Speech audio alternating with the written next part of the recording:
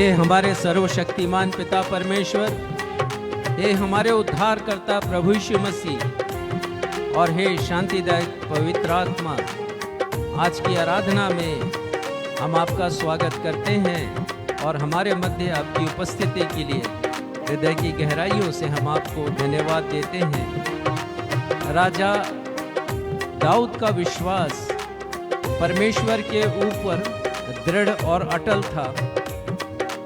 वो अपने भजन में कहते हैं, मेरा भरोसा यहोवा पर अटल बना है।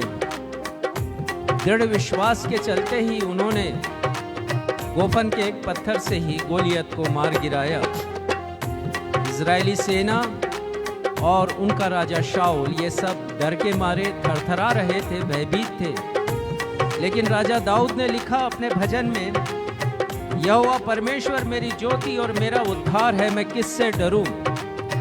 यहोवा मेरे जीवन का दृढ़ गढ़ ठहरा है, मैं किसका भय खाऊं। जहां एक और राजा शाऊल और उसकी सेना गोलियत से डरकर कांप रही थी, वहीं साहस के साथ दाऊद खड़े होते हैं और उसका सामना करते हैं। वे आगे लिखते हैं, चाहे सेना भी मेरे विरुद्ध छावनी डाले तो भी मैं ना डरूंगा। क्या कारण था कि राजा दाऊद के हृदय में कोई डर नहीं था, किसी से भी वो डरते नहीं थे, यहाँ तक गोलियत से भी, जबकि उम्र उनकी बहुत कम थी। इसका एक कारण है, वो कहते हैं, एक बार मैंने यहोवा से मांगा है, उसी के यत्न में लगा रहूंगा कि मैं जीवन भर यहोवा के भवन में रहने पाऊं, जैसे यहोवा की मनोहरता पर दृष्टि लगाए रखूं। उनकी दृष्टि हमेशा परमेश्वर की ओर होती थी और इसलिए उन्हें विजय पर विजय मिलता गया। यहोवा सेनाओं का यहोवा दाऊद के संग संग थे, उसी नाम से उन्होंने गोलियत का मुकाबला किया, सामना किया है। तो आइए हम सब भी मिलकर गाएं, सेनाओं का यहोवा हमारे संग संग है, दाऊद का परमेश्वर हमारा ऊंचा गढ़ है।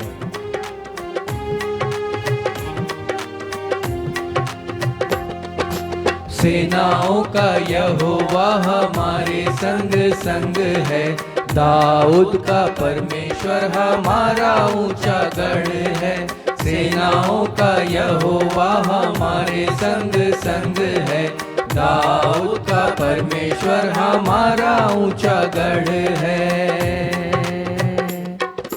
जिसने आकाश बनाया, जिसने पृथ्वी बनाई, ओ जिसने आकाश बनाया, जिसने पृथ्वी बनाई, वो सर्वशक्तिमान प्रभु है, वो यहोवा हमारे संग संग है। वो सर्वशक्तिमान प्रभु है, वो यहोवा हमारे संग संग है। सेनाओं का यहोवा हमारे संग संग है, दाऊद का परमेश्वर हमारा ऊंचा गढ़ है।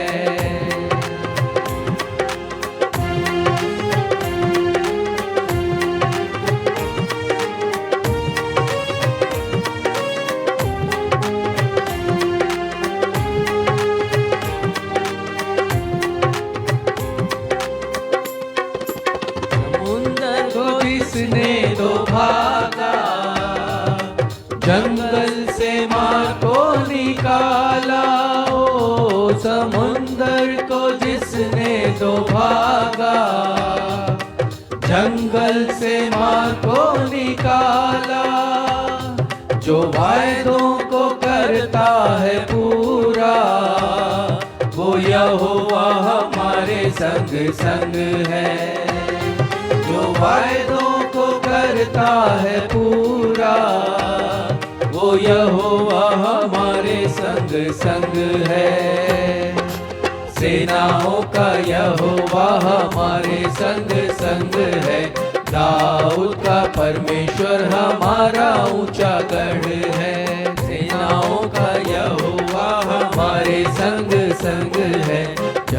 दाऊद का परमेश्वर हमारा ऊंचा गढ़ है, दाऊद का परमेश्वर हमारा ऊंचा गढ़ है, दाऊद का परमेश्वर हमारा ऊंचा गढ़ है।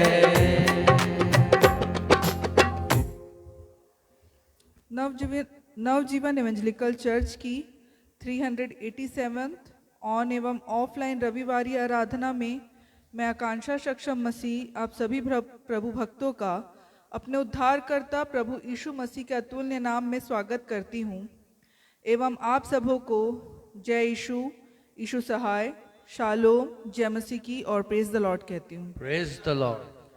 प्रिय भाइयों और बहनों, हम सभी अपने जीवन में गोलियत के ही समान बड़ी बड़ी समस्याओं का सामना करते हैं। किसी के जीवन में गोलियत जैसी समस्या असाध्य बीमारी के रूप में आती है, तो अन्य लोगों के जीवन में आर्थिक संकट, पारिवारिक कलह, असफलता एवं भविष्य की चिंता के रूप में आती है। ये समस्याएं जब किसी के सामने आकर खड़ी होती है तब वे पर्वत जैसी विशाल नजर आती है, जिसके पार जाना असंभव सा प्रतीत होता है। ठीक ऐसा ही इज़राइल की सेना के सामने तब हुआ जब पलिश्तियों की सेना की ओर से गोलियत नामक विशाल कद काठी का वीर पुरुष आ खड़ा हुआ। वह इज़राइली राजा शाऊल और उसकी सेना को ललकार कर चुनौती देकर कह रहा था कि राजा शाऊल अपनी सेना में से किसी को भेजे जो उससे आकर युद्ध करे।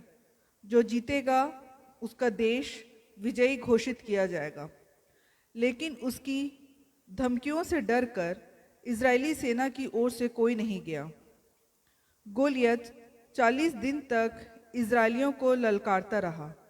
युद्ध का वह अंतिम दिन था। यदि इज़राइलियों की ओर से युद्ध करने कोई नहीं जाता तो पलिश्ती युद्ध जीत जाते। लेकिन तब युद्ध के मैदान में दाऊद का प्रवेश होता है।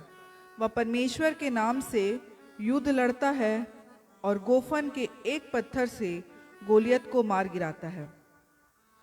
आज हमारे पास्टर साहब 4 बातों के द्वारा आपको समझाएंगे कि यदि हम गोलियत के समान दिखने वाली समस्याओं का सामना दाऊद के समान करेंगे तो अपने जीवन की प्रत्येक समस्या का समाधान कर सकेंगे।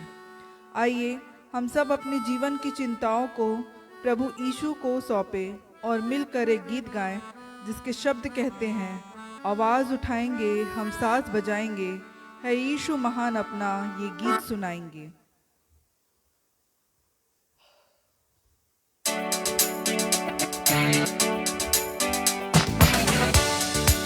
बहुत मधुर गीत है ये, आवाज़ उठाएंगे हम साज बजाएंगे, है यीशु महान अपना हम गीत सुनाएंगे। यीशु की महानता को राजा दाऊद ने प्रकट किया संपूर्ण इज़राइलियों के सामने।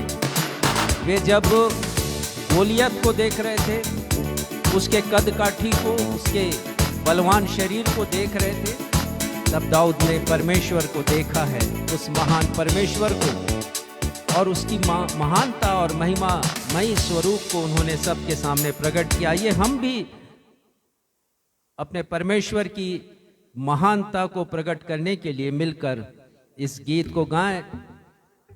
आवाज उठाएंगे हम साज बजाएंगे, है यीशु महान अपना यह गीत सुनाएंगे।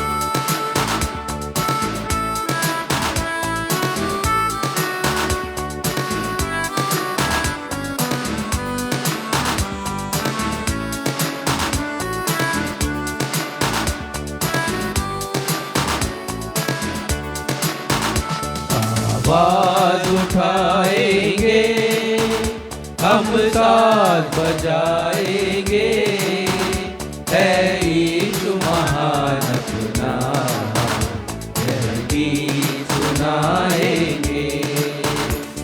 आवाज उठाएंगे, हम साथ बजाएंगे, है यीशु महान अपना, यह गीत सुनाएंगे। आवाज उठाएंगे,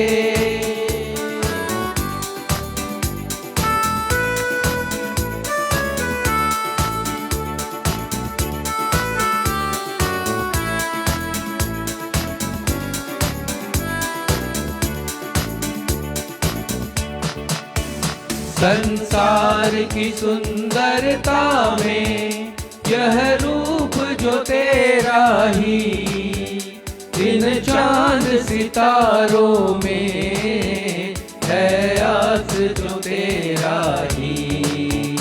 संसार की सुंदरता में यह रूप जो तेरा ही, इन चांद सितारों में है आस जो तेरा ही।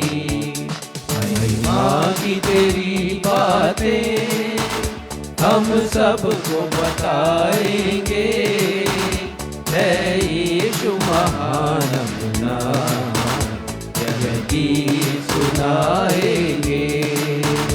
आवाज उठाएंगे,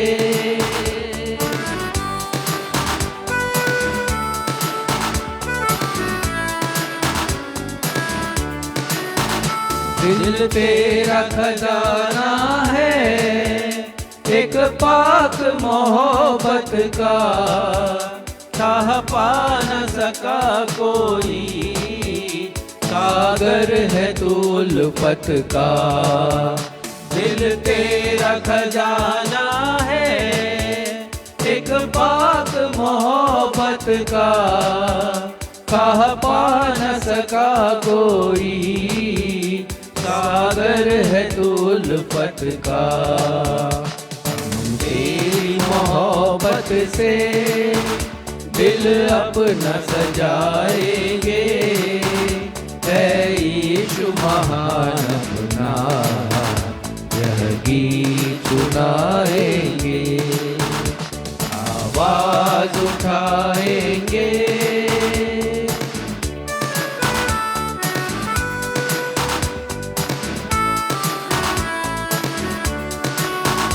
ना देख सका हमको तू पाप के सागर में, और बन के मनुष्य आया आकाश से सागर में। ना देख सका हमको तू पाप के सागर में, और बन के मनुष्य आया आकाश से सागर में। तेरा तू दाता है, दुनिया को बताएंगे, है यीशु महान अपना, यह गीत सुनाएंगे। आवाज उठाएंगे, हम साथ बजाएंगे, है यीशु महान अपना, यह गीत सुनाएंगे। आवाज उठाएंगे,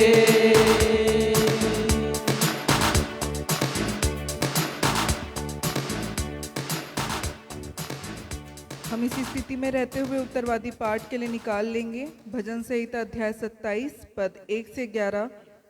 भजन संहिता अध्याय 27 पद 1 से 11, जिसे पढ़ने में अगुवाई मिस्टर सक्षम मसीह करेंगे।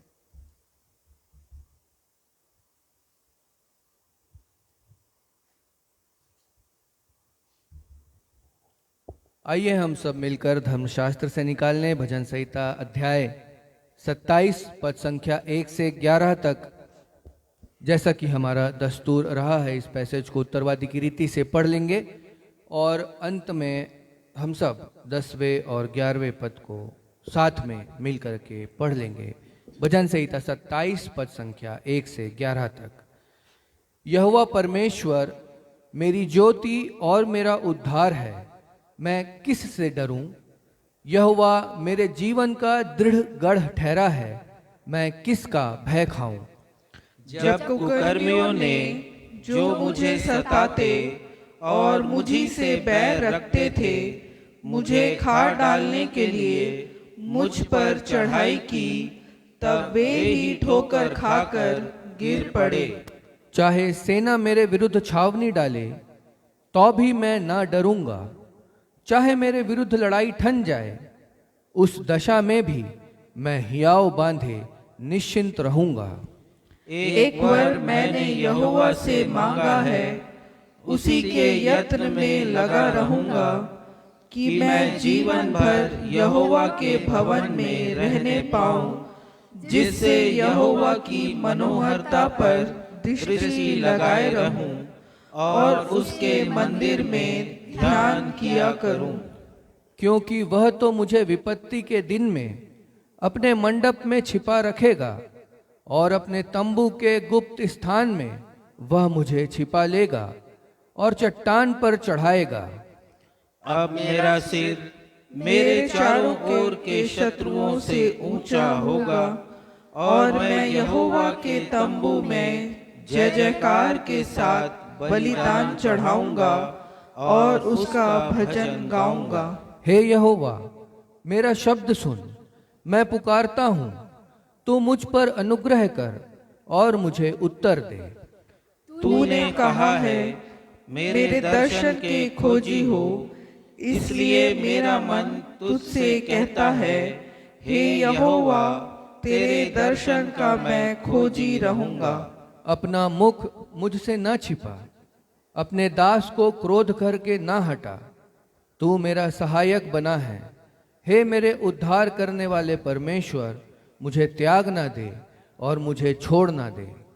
मेरे माता पिता ने तो छोड़ दिया है, परंतु यहोवा मुझे संभाल लेगा। सब साथ में पढ़ें। हे यहोवा, अपने मार्ग में मेरी अगुवाई कर और मेरे द्रोहियों के कारण मुझको चौरस रास्ते पर ले चल। यह सर्वशक्तिमान जीवित परमेश्वर का, हमारे उद्धारकर्ता प्रभु यीशु मसीह का और शांतिदायक हमारी सहायक पवित्र आत्मा का सत्य, जीवित और अटल वचन है। परमेश्वर पिता, प्रभु यीशु मसीह और पवित्र आत्मा वचन के पढ़े जाने, सुने जाने और समझे जाने पर हम में से हर एक को अपनी बहुतायत की आशीषों से परिपूर्ण करें। हम सब कहें आमीन। आमीन।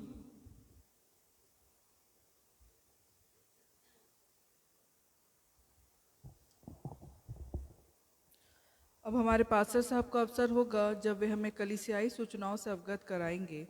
सूचनाओं के पश्चात वे हम सभी के लिए मध्यस्थता की प्रार्थना भी करेंगे।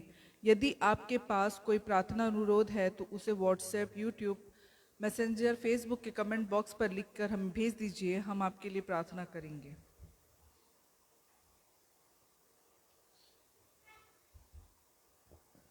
नवजीवन इवेंजलिकल चर्च की 387वीं अर्थात 387th ऑन एवं ऑफलाइन आराधना में मैं पास्टर राजेश मसीह आप समस्त प्रभु भक्तों का, जो इस समय कलीसिया भवन में उपस्थित हैं अथवा इसी समय फेसबुक पर ऑनलाइन उपस्थित हैं अथवा आने वाले दिनों में जब हम आज की आराधना के वीडियो को फेसबुक में और मैसेंजर में, व्हाट्सएप के ग्रुप्स में और साथ ही साथ यूट्यूब में भेजेंगे, उसे देखकर हमारे आज के इस रविवारी आराधना में सम्मिलित होंगे। मैं आप सभी का स्वागत करता हूं और आप सभी को मैं प्रेज द लॉर्ड कहता हूं।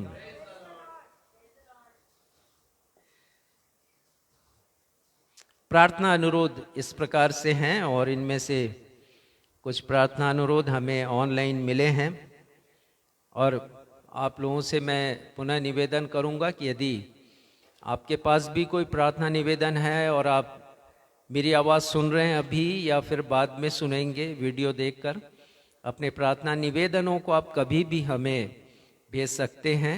जैसा बताया गया, यूट्यूब के कमेंट बॉक्स में या फेसबुक के कमेंट बॉक्स में या मैसेंजर या व्हाट्सएप के कमेंट बॉक्स में आप लिखिए अपने प्रार्थना अनुरोध को, हमें भेज दीजिए, हम आपके लिए प्रार्थना करेंगे।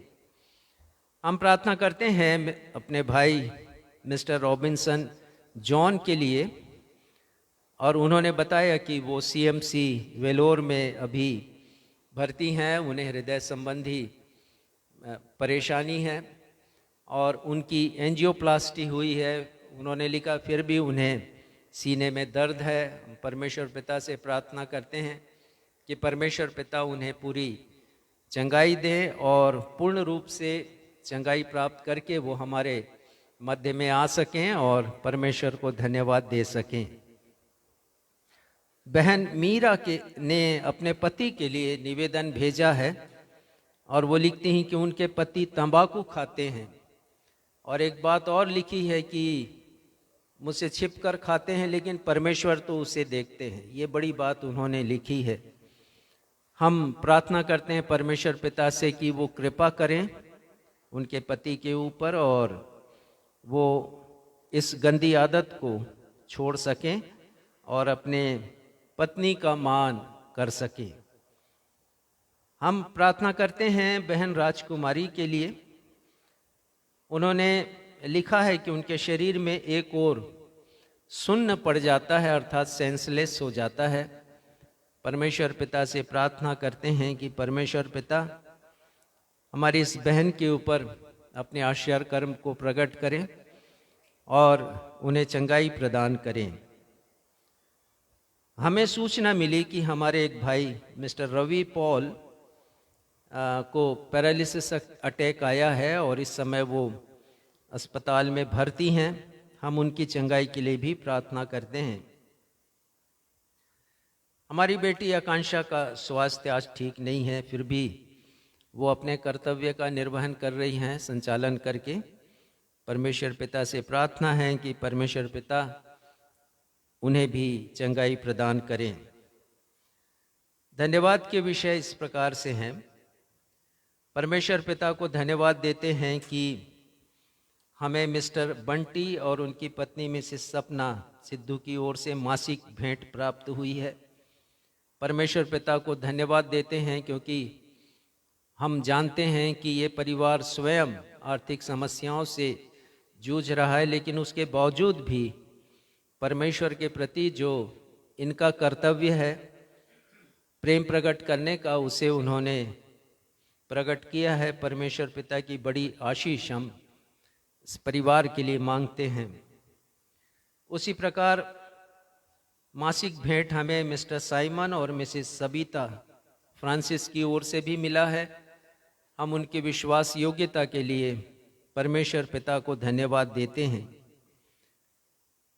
हम धन्यवाद देते हैं मिस्टर धीरज और उनकी पत्नी मिसेस महिमा बघेल को, जिन्होंने भी हर एक माह के अनुसार इस माह भी अपनी आय का एक हिस्सा हमें भेंट स्वरूप प्रदान किया है। परमेश्वर पिता की कृपा, उनकी दया, उनका अनुग्रह हम इन परिवारों के लिए चाहते हैं और प्रार्थना करते हैं। उसी प्रकार एक धन्यवादी भेंट हमें प्राप्त हुई है। हमारे भाई सुरेश और उनकी पत्नी मिसेस किरण हंटर ने अपने परिवार की ओर से धन्यवादी भेंट हमें दी है। परमेश्वर पिता को धन्यवाद देते हैं। इस परिवार के लिए प्रार्थना करते हैं कि ये परिवार और सारे परिवार जिन्होंने अपनी भेंटें दी हैं आत्मिक और भौतिक रूप से आशीषित हों और इनके परिवारों के द्वारा परमेश्वर के राज्य को और भी महिमा मिले। हमारे पास जो भेंटें आती हैं उसका प्रयोग हम उन लोगों की सहायता के लिए करते हैं जो वास्तव में ज़रूरतमंद हैं, और परमेश्वर हमारे आँखों को खोलते हैं, हमें बताते हैं और हम यथाशक्ति ऐसे परिवारों की सहायता करते हैं। तो जितने भी हमारे भेंट करता है हम उनके लिए धन्यवाद देते हैं परमेश्वर पिता को कि उनके द्वारा दी गई भेंटों का सदुपयोग होता है। आइए हम इन सारे निवेदनों को अपने पिता परमेश्वर के नाम से, अपने उद्धारकर्ता प्रभु यीशु मसीह के नाम से अपने पिता परमेश्वर के सिंहासन के सन्मुख रखें। हम सब प्रार्थना में जाएंगे।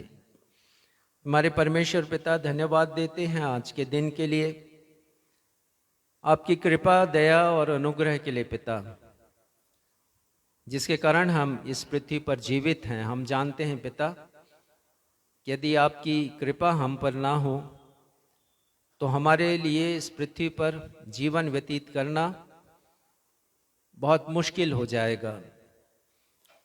हमारी असफलताओं, हमारी नाकामियों के बावजूद भी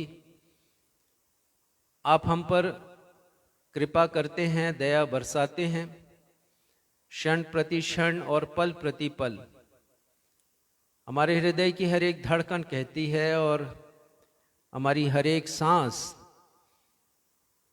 कहती है कि आप महान परमेश्वर हैं, जिनकी दया से हम जीवित हैं। और आपने हमें अवसर दिया कि हम इस रविवारी आराधना में आज के दिन सम्मिलित हो सकें। प्रार्थना करते हैं पिता, अपने समस्त प्रियजनों के लिए जो आज कलीसिया में हैं और नहीं भी हैं, सभी के ऊपर आपकी कृपा बनी रहे। विशेषकर हमारे दर्शक जो इस समय हमारे साथ जुड़े हुए हैं, हमारे दर्शकों का एक बड़ा समूह रविवारी आराधना में सम्मिलित होता है। हम इनमें से प्रत्येक को स्मरण करते हैं, उनके परिवार के प्रत्येक जनों को स्मरण करते हैं। प्रार्थना करते हैं पिता कि हमारे दर्शकों का परिवार निरंतर आपकी निकटता में, आपकी करीबी में और भी उन्नति करता चला जाए। ये दिन बहुत कठिन दिन है। आपके वचन में हम ये लिखा हुआ पाते हैं कि अंतिम दिनों में कठिन समय आएगा और कठिन समय से हम गुजर रहे हैं पिता। पहले जो घटनाएं 100 साल में घटा करती थी और उसके बाद 50 साल और 10 साल में घटती रही, आज हम देखते हैं कि प्रत्येक दिन एक नई घटना इस पृथ्वी के ऊपर घटित होती है। जो भविष्यवाणियां की गई हैं, जिसे हम आपके वचन में पढ़ते हैं और विशेषकर हमारे उद्धारकर्ता प्रभु यीशु मसीह ने कही हैं, उन्हें पूरा होता हुआ हम देख रहे हैं। हम देख रहे हैं पिता कि एक मनुष्य की दूरी दूसरी मनुष्य से कितनी बढ़ गई है। हम बहुत पास हैं लेकिन बहुत दूर हैं, दिल से बहुत दूर हैं। जैसा प्रभु यीशु मसीह ने कहा कि अंत के दिनों में बहुतों का प्रेम ठंडा हो जाएगा, हम इस बात को भी देखते हैं। मसीहियों पर सताव को भी हम देखते हैं, जिसे प्रभु यीशु मसीह ने प्रकट किया। प्राकृतिक आपदाओं को भी हम देखते हैं। और अभी हम देख रहे हैं कि कैसे विश्व का तापक्रम, जो कभी सदियों में बढ़ता था, अब वो दशकों में बढ़ रहा है। पिता, ये अंत के दिनों के चिन्ह हैं। हम प्रार्थना करते हैं कि हमारे प्रत्येक दर्शक सजग हों, सतर्क हों, प्रभु यीशु मसीह के आने की प्रतीक्षा करें, आत्मिक तैयारी कर सकें पिता। ऐसी हमारी प्रार्थना है पिता। प्रार्थना करते हैं उन सारे निवेदनों के लिए जैसे अभी हमने पढ़ा है। इसके पहले कि हम इसे अपनी डायरी में लिखें, हम उनके लिए निवेदन करें पिता। आप सब कुछ जानते हैं, क्योंकि यीशु ने कहा कि तुम्हारे मांगने से पहले ही तुम्हारा पिता ये जानते हैं कि तुम्हारी क्या क्या ज़रूरतें हैं, आवश्यकताएं क्या हैं। परंतु हम आपको सम्मान देते हैं परमेश्वर पिता। हम ये कहकर छोड़ नहीं देते कि आपको तो सब मालूम है। इसीलिए सारे प्रार्थना निवेदन हमने कहे हैं, निवेदन के रूप में, एक विनती के रूप में हमारे उद्धारकर्ता प्रभु यीशु मसीह के नाम से आपके सिंहासन के समक्ष है। प्रार्थना है पिता कि जितने भी रोगी हैं, बीमार हैं, शिथिल हैं, कमजोरी महसूस कर रहे हैं, लाचार हैं, बिस्तर पर हैं, सभी को चंगाई प्रदान कीजिएगा। अपने प्रत्येक भेंटकर्ताओं के लिए हम धन्यवाद देते हैं पिता, जिनके द्वारा भेंट की गई राशि हमें प्राप्त हुई है। सभी के ऊपर अपनी कृपा बना करके रखें और यही प्रार्थना है कि जो भेंट राशि हमें प्राप्त हुई उसका हम सदुपयोग कर सकें और जो वास्तविक जहाँ पर ज़रूरत है वहाँ पर उसका व्यय हो, चाहे वो मसीह संस्थाएं हों या ज़रूरतमंद लोग हों, हम उनकी मदद कर सकें। पिता, आगे की आराधना को हम आपके सामर्थी हाथों में सौंपते हैं और अपनी इस प्रार्थना को अपने उद्धारकर्ता प्रभु यीशु मसीह के नाम से, जिन्होंने ये प्रार्थना करना हमें सिखाया, हे हमारे पिता, आप जो स्वर्ग में है, आपका नाम पवित्र माना जाए, आपका राज्य आए, आपकी इच्छा जैसे स्वर्ग में पूरी होती है वैसे इस पृथ्वी पर भी पूरी हो। हमारे दिन भर की रोटी आज हमें दीजिए और जैसे हमने अपने अपराधियों को क्षमा किया है वैसे ही हमारे अपराधों को क्षमा कीजिए। हमें परीक्षा में नहीं लाइए बल्कि बुराई से बचाइए, क्योंकि राज्य, पराक्रम और महिमा सदा आपके हैं। आमीन।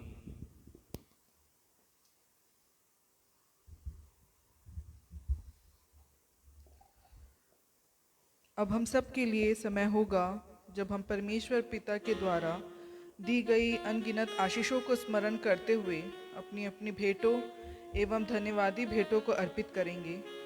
यदि हमारे ऑनलाइन दर्शक भी अपनी भेंटों को हमारे कलीसिया के द्वारा किए जा रहे सेवा के कार्यों या सुसमाचार की महिमा के लिए अर्पित करना चाहते हैं तो आपका स्वागत है। वे कृपया हमारे पास्टर साहब से बात कर सकते हैं। आइए इस समय हम अपनी भेंटों को अर्पित करते हुए गीत गाएं और गीत के शब्द हैं, जीवन में जब आंधी तुम पर चलती है और जब तुम निराश हो कि सब होता श्रेय।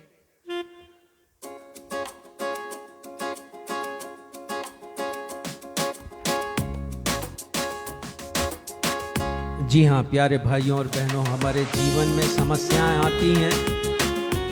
इस संसार में ऐसा कोई भी व्यक्ति नहीं है जिसके जीवन में समस्या ना हो, पर बात यह है कि जब समस्या आए तो हम के समाधान के लिए संसार को देखें या परमेश्वर को देखें।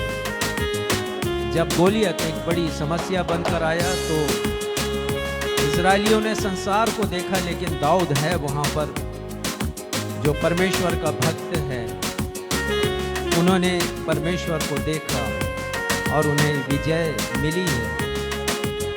जीवन में जब आंधी हम पर चलती है तब हम विश्वास करें परमेश्वर पर, क्योंकि वही है जो हमें तूफान से, आंधी से बचाएंगे। जीवन में जब आंधी तुम पर चलती है और जब तुम निराश हो के सब होता है, गिनो सारी आशीष, गिनो नाम बना और तुम विस्मित होगे देखकर प्रेस के काम। आशीष गिनो, गिनो नाम बना, आशीष गिनो देखो प्रेस के काम। आशीष गिनो, गिनो नाम बना और तुम विस्मित होगे देखकर प्रेस के काम।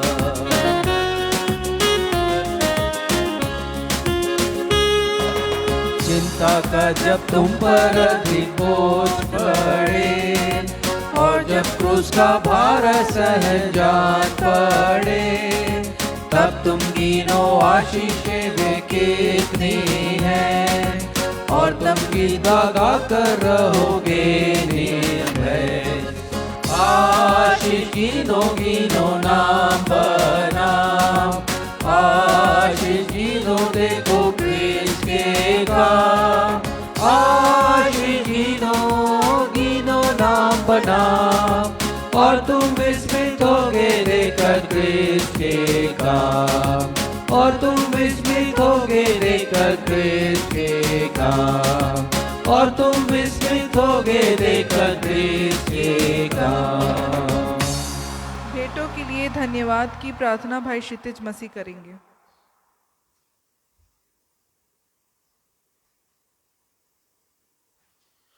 आइए इन भेंटों को परमेश्वर पिता के चरणों में अर्पित करेंगे। हम सभी प्रार्थना में जाएंगे। जीवित महान उद्धारकर्ता प्रभु यीशु मसीह परम पवित्र परमेश्वर पिता, आपके चरणों पे के निकट आते हैं प्रेम पिता, आराधना के इस समय जब हमने अपनी भेंटों एवं धन्यवादी भेंटों को आपके नाम की महिमा एवं आपके राज्य की बढ़ोतरी के लिए अर्पित किया है प्रेम पिता। और जिस प्रकार हमने गीत में गाया कि हम विस्मृत हैं प्रेम पिता आपके अनुग्रह के कामों को देख करके, हम विस्मृत हैं आपकी आशीषों को देख करके, हम विस्मृत हैं प्रेम पिता आपसे उपहारों को पा करके, क्योंकि हम नाकाबिल और नकारा लोग हैं प्रेम पिता। परंतु फिर भी आपने जो हमसे वाचा बांधी है कि जितनों ने उसे स्मरण किया है उसने उनकी सुधि ली है। और सचमुच में प्रेम पिता, जब हम आपके नाम को लेते हैं, जब आपके नाम को स्मरण करते हैं, तो आप हमारी पुकार को सुनते हैं, हमारी व्यथा को जानते हैं और हमें उत्तर देते हैं। हम इन सारी बातों के लिए आपके पवित्र नाम को धन्यवाद देते हैं। धन्यवाद देते प्रेम पिता कि जीवन में ऐसे अवसर आप हमारे लाते हैं कि ना तो हम अपने बल से ना अपनी शक्ति से, परंतु आपके सामर्थ्य के द्वारा जीवन में आशीषों को प्राप्त करते हैं, चंगाइयों को प्राप्त करते हैं, हम अपने लिए नए आयाम बनाते हैं। हम धन्यवाद देते प्रेम पिता उन हर एक लोगों के लिए जिन्होंने आपकी आशीषों को प्राप्त किया है, भौतिक आशीष, आत्मिक आशीष या सांसारिक रूप से किसी भी प्रकार की आशीष या देह में चंगाई की आशीष को प्राप्त किया है प्रेम पिता। और उन्होंने अपने धन्यवादी हृदय को धन्यवादी भेंटों के माध्यम से आपके समक्ष प्रस्तुत किया है।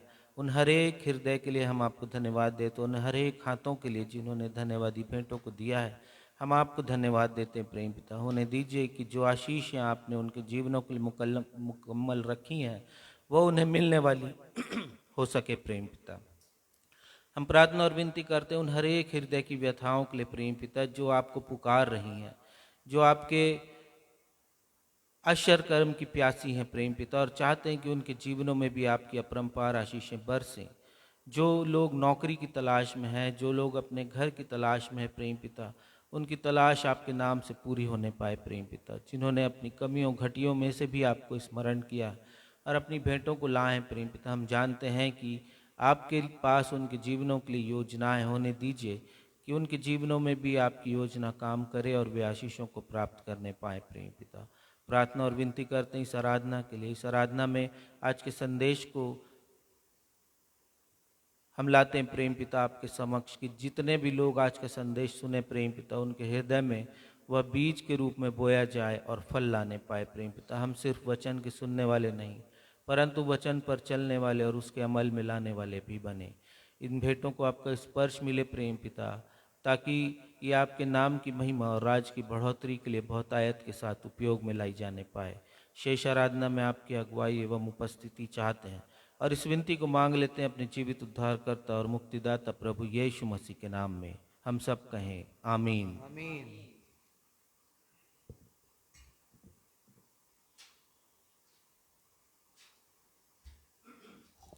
पवित्र शास्त्र बाइबल से पाठों का पठन। पहला पाठ पुराने नियम से पहला शामवेल अध्याय 17 पद 40 एवं पद 45 से 49, जिसे पढ़ने में अगुवाई मिसेस बीना मसीह करेंगी। दूसरा पाठ नए नियम से रोमियो 8 पद 31 एवं पद 35 से 39, जिसे पढ़ने में अगुवाई मिसेस पुष्पांजलि थॉमसन करेंगी। पहला पाठ पुराने नियम से पहला शामवेल अध्याय 17 पद 40 और उसके पश्चात पद 45 से 49, और उसी तरीके से नए नियम से रोमियो अध्याय 8 पद 31 और उसके पश्चात पद 35 से 39।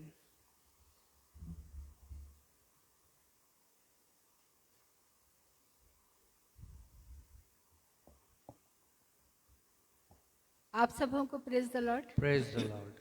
मैं आपके समक्ष पुराने नियम से पढ़ लूंगी। पहला शामवेल 17 अध्याय पद 40 पढ़ूंगी, तत्पश्चात मैं पढ़ूंगी पद 45 से 49 तक।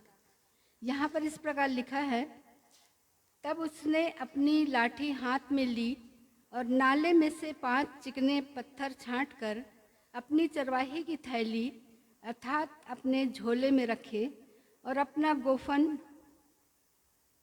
हाथ में लेकर पलिश्ती के निकट गया। 45 से 49 पद। दाऊद ने पलिश्ती से कहा, तू तो तलवार और भाला लेकर सांग लिए हुए मेरे पास आता है, परंतु मैं सेनाओं के यहोवा के नाम से तेरे पास आता हूँ, जो इस्राएली सेना का परमेश्वर है, और उसी को तूने ललकारा है। आज के दिन यहोवा तुझको मेरे हाथ में कर देगा, और मैं तुझको मारूंगा, और तेरा सिर तेरे धड़ से अलग करूंगा।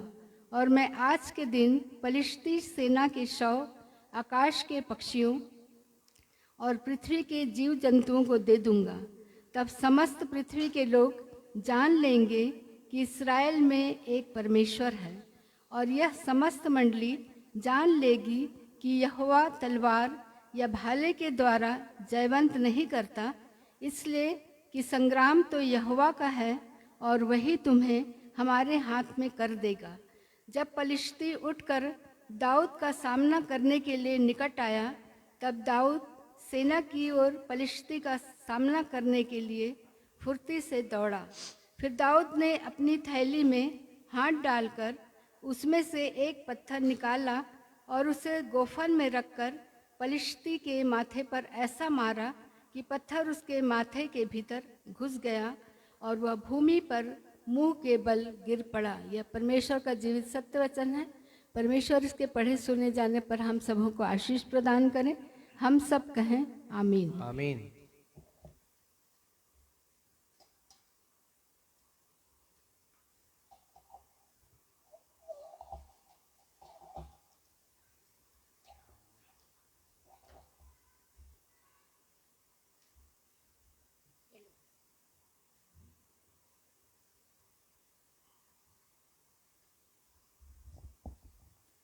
मैं आपके समक्ष पढ़ लूँगी रोमियो नए नियम में से अध्याय 8 पद 31 और फिर उसके बाद 35 से लास्ट तक। अतः हम इन बातों के विषय में क्या कहें? यदि परमेश्वर हमारी ओर है तो हमारा विरोधी कौन हो सकता है? पद 35 से, कौन हमको मसीह के प्रेम से अलग करेगा? क्या क्लेश या संकट या उपद्रव या काल या नंगाई या जोखिम या तलवार? जैसा लिखा है तेरे लिए हम दिन भर घात किए जाते हैं, हम बध होने वाली भेड़ों के समान गिने गए हैं। परंतु इन सब बातों में हम उसके द्वारा जिसने हमसे प्रेम किया है जैवन से भी बढ़कर हैं। क्योंकि मैं निश्चय जानता हूँ कि ना मृत्यु, न जीवन, न स्वर्गदूत, न प्रधानताएं, न वर्तमान, न भविष्य, न सामर्थ, न ऊंचाई, न गहराई और न कोई और सृष्टि हमें परमेश्वर के प्रेम से जो हमारे प्रभु यीशु मसीह में है अलग कर सकेगी। यह परमेश्वर का जीवित और सच्चा वचन है। इसके पढ़े और सुने जाने पर हम सबको आशीष मिले। हम सब कहें आमीन। आमीन।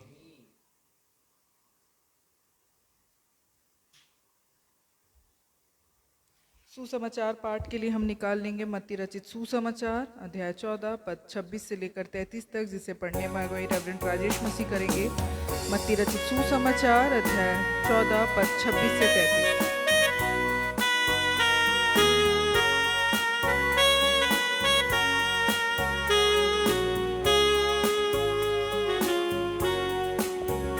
आज का सुसमाचार का पाठ मत्ती रचित सुसमाचार उसका 14वां अध्याय पद संख्या 26 से लेकर पद संख्या 33 तक।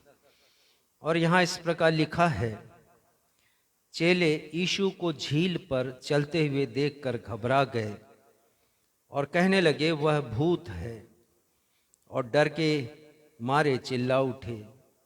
यीशु ने तुरंत उनसे बातें की और कहा, ढाढ़स बांधो, मैं हूं, डरो मत। पतरस ने यीशु को उत्तर दिया, हे प्रभु, यदि तू ही है तो मुझे अपने पास पानी पर चलकर आने की आज्ञा दे। यीशु ने कहा, आ। तब पतरस नाव पर से उतरकर यीशु के पास जाने को पानी पर चलने लगा, पर हवा को देखकर डर गया, और जब डूबने लगा तो चिल्लाकर कहा, हे प्रभु, मुझे बचा। यीशु ने तुरंत हाथ बढ़ाकर उसे थाम लिया और उससे कहा, हे अल्पविश्वासी, तूने क्यों संदेह किया है? जब वे नाव पर चढ़ गए तो हवा थम गई। इस पर जो नाव पर थे उन्होंने उसे दंडवत करके कहा, सचमुच तू परमेश्वर का पुत्र है। ये प्रभु यीशु ख्रिस्ट का सुसमाचार है। हे प्रभु यीशु ख्रिस्ट, आपके नाम की महिमा हो। कलीसिया कहे आमीन। आमीन।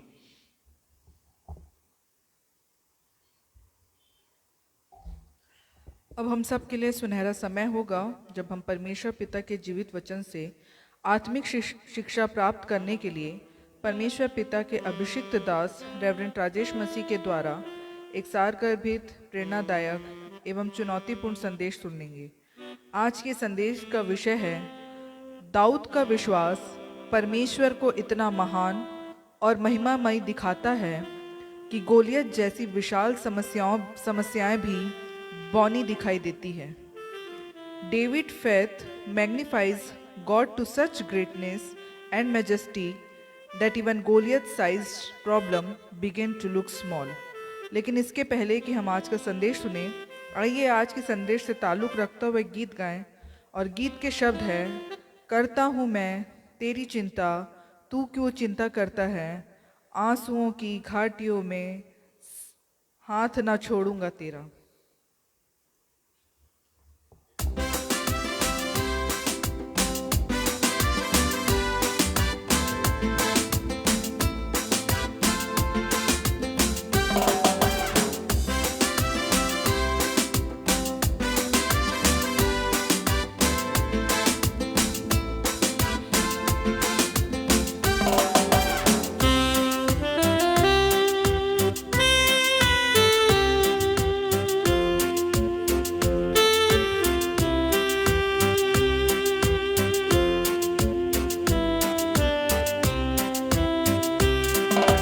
करता हूँ मैं तेरी चिंता, तू क्यों चिंता करता है। करता हूँ मैं तेरी चिंता, तू क्यों चिंता करता है। आंसुओं की घाटियों में हाथ न छोड़ूंगा तेरा। आंसुओं की घाटियों में हाथ न छोड़ूंगा तेरा।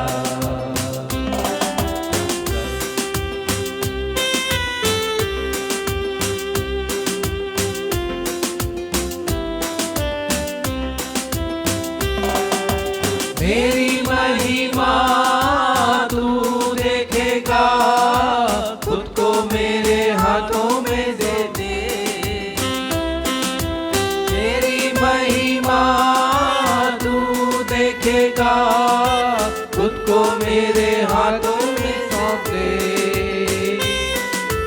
अद्भुत शक्ति मैं तुझको देता हूँ, दिलाऊंगा जीत मुश्किल समय में। अद्भुत शक्ति मैं तुझको देता हूँ, दिलाऊंगा जीत मुश्किल समय में।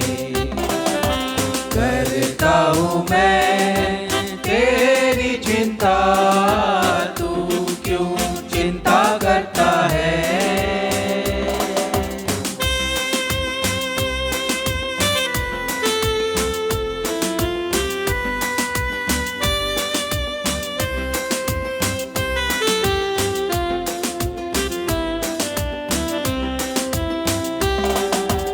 सभी तुझको भूलेंगे तो भी मैं नहीं भूलूंगा कभी।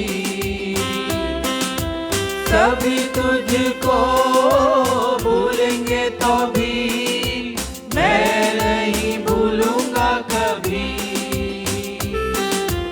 अपने हाथों में तुझे उठाकर बचाऊंगा भयंकर तूफान से।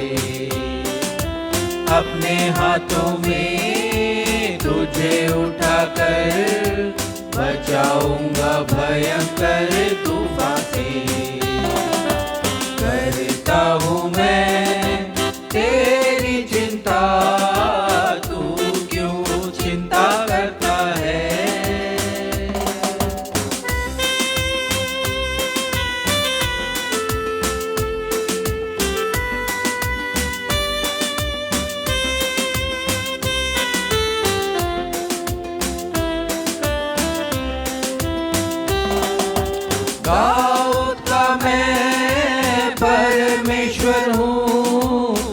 अद्भुत कार्य मैं करूँगा। दाऊद का मैं परमेश्वर हूँ, अद्भुत कार्य मैं करूँगा।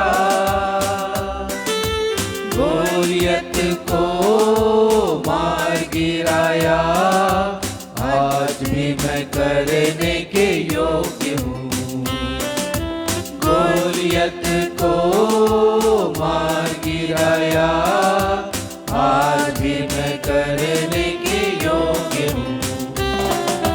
करता हूँ मैं तेरी चिंता, तू क्यों चिंता करता है।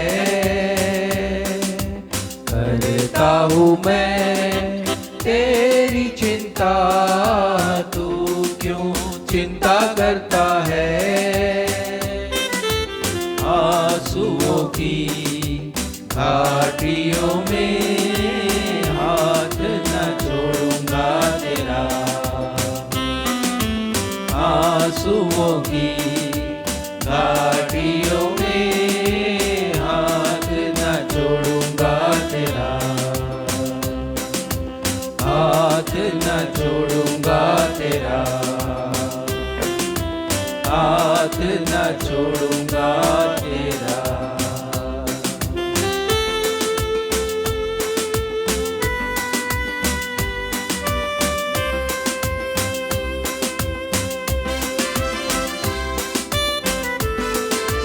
आज का पाठ हमारे मनन के लिए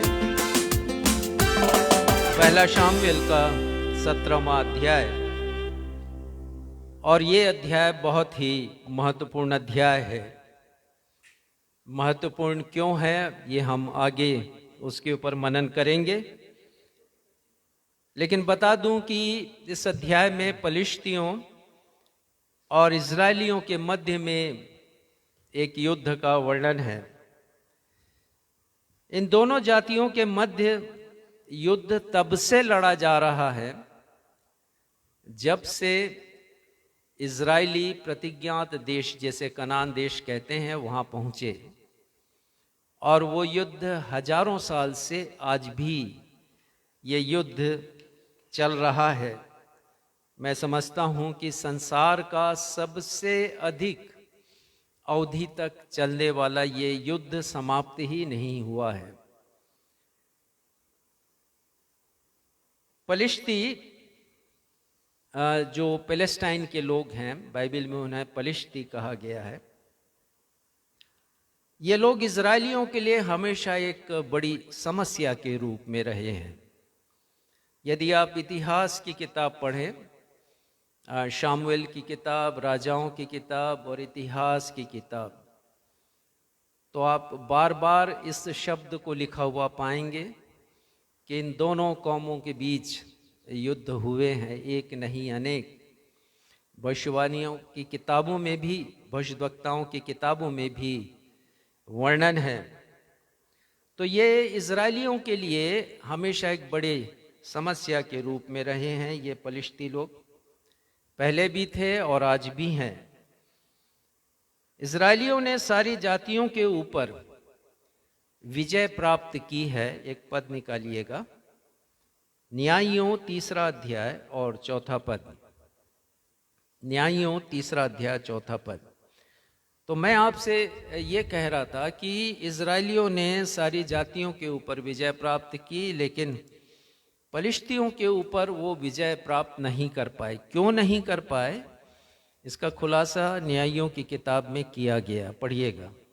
ये इसलिए रहने पाए कि उनके द्वारा इसराइलियों की बात में परीक्षा हो कि जो आज्ञा यहोवा ने मूसा के द्वारा उनके पूर्वजों को दिलाई थी, उन्हें वे मानेंगे व नहीं। देखिए, यहाँ पर स्पष्ट लिखा हुआ है कि पलिश्तियों को परमेश्वर पिता ने प्रतिज्ञात देश कनान में इसलिए रहने दिया, या इसलिए उनके ऊपर इजरायलियों को विजयी होने नहीं दिया कि परमेश्वर पिता इजरायलियों को परख सके 2 बातों के लिए। पहली बात ये कि वे परमेश्वर की आज्ञा का पालन करते हैं या नहीं करते, और दूसरी बात ये कि परमेश्वर के प्रति इजरायली लोग विश्वस्त हैं या नहीं, ईमानदार हैं या नहीं, ये भी परमेश्वर पिता परख सकें। तो परमेश्वर पिता परखने के लिए उन्होंने पलिश्तियों को इजरायलियों के मध्य में रहने दिया। जैसे पलिश्ती इजरायलियों के लिए एक बड़ी समस्या के समान थे, वैसे ही हमारे जीवन में आई बड़ी बड़ी समस्याएं भी होती हैं। ये शिक्षा हमें इस बात से मिलती है कि पलिश्ती इजरायलियों के लिए एक बहुत बड़ी समस्या थे, पहले भी थे, आज भी थे। वैसे ही हमारे जीवन में भी ये अनेक प्रकार के पलिश्ती हैं जो समस्या बनकर उभरते हैं। किसी के जीवन में वो समस्या आता है सताव के रूप में कि वे सताए जाते हैं। किसी के जीवन में असाध्य बीमारी बनकर वो समस्या खड़ी हो जाती है। किसी के जीवन में आर्थिक संकट आता है, किसी के परिवार में अनेक प्रकार की दिक्कतें, परेशानियां, समस्याएं आती हैं और अनेक परिवारों में पारिवारिक कलह भी उत्पन्न होता है समस्या बनकर। किसी के जीवन में निराशा बनकर ये समस्याएं आती हैं और किसी के जीवन में भविष्य के प्रति डर या भविष्य के प्रति अनिश्चितता का जो माहौल बनता है वो समस्या बनकर खड़ा होता है।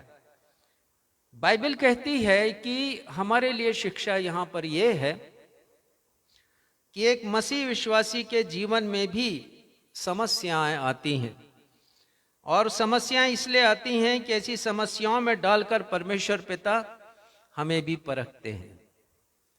जैसे लिखा है न्यायियों 3 अध्याय और 4 पद में, परमेश्वर ने इजरायलियों को परखा, वैसे ही परमेश्वर पिता हमें परखते हैं। पहली बात कि हम परमेश्वर की आज्ञाओं का कितना पालन करते। देखिए, ये समस्याएं नहीं होंगी तो परखेंगे कैसे? तो ये परीक्षा लेकर आते हैं समस्या के रूप में, हमारे जीवन में जो समस्या आती। दूसरी बात, परमेश्वर पिता परखते हैं कि हम परमेश्वर के प्रति कितने विश्वस्त हैं, कितने फेथफुल हैं, कितने लॉयल हैं, कितने ईमानदार हैं परमेश्वर के प्रति। और परमेश्वर का वचन भी कहता है कि ये समस्याएं हमसे दूर नहीं होती हैं। याकूब 1 अध्याय और उसके 2 पद में लिखा है, मैं बहुत बार इसका उल्लेख करता हूं क्योंकि हमारे जीवन से जुड़ा हुआ ये स्थल है। पढ़िएगा। हे मेरे भाइयों, जब तुम नाना प्रकार की परीक्षाओं में पड़ो। हाँ, देखिए वो कह रहे हैं, याकूब इसके लेखक कह रहे हैं कि मेरे भाइयों, हम जितने मसीही जन हैं, विश्वासी लोग हैं, जब तुम नाना प्रकार की विपत्ति अर्थात समस्याओं में पड़ो, तो आगे क्या लिखा है? तो इसको पूरे आनंद की बात समझो। ये तो बहुत अद्भुत है कि हमारे जीवन में समस्याएं आई हैं, परेशानियां, कठिनाइयां आई हैं और हम इसे आनंद की बात समझें। ये बाइबल कहता है, परमेश्वर का वचन। आगे, यह जानकर कि तुम्हारे विश्वास के परखे जाने से धीरज उत्पन्न होता है। हाँ, ये बहुत बड़ी उपलब्धि होती है कि जब ये समस्याएं आती हैं एक मसीही के जीवन में, अनेक प्रकार की समस्याएं, तो एक बहुत बड़ा गुण हमारे जीवन में आता है धैर्य रखने का। इजरायली यहाँ पर चूक गए, उन्होंने धीरज रखना नहीं सीखा, परंतु परमेश्वर का वचन कहता है कि हमें धैर्य रखने की जरूरत है। क्यों जरूरत है? आगे लिखा है,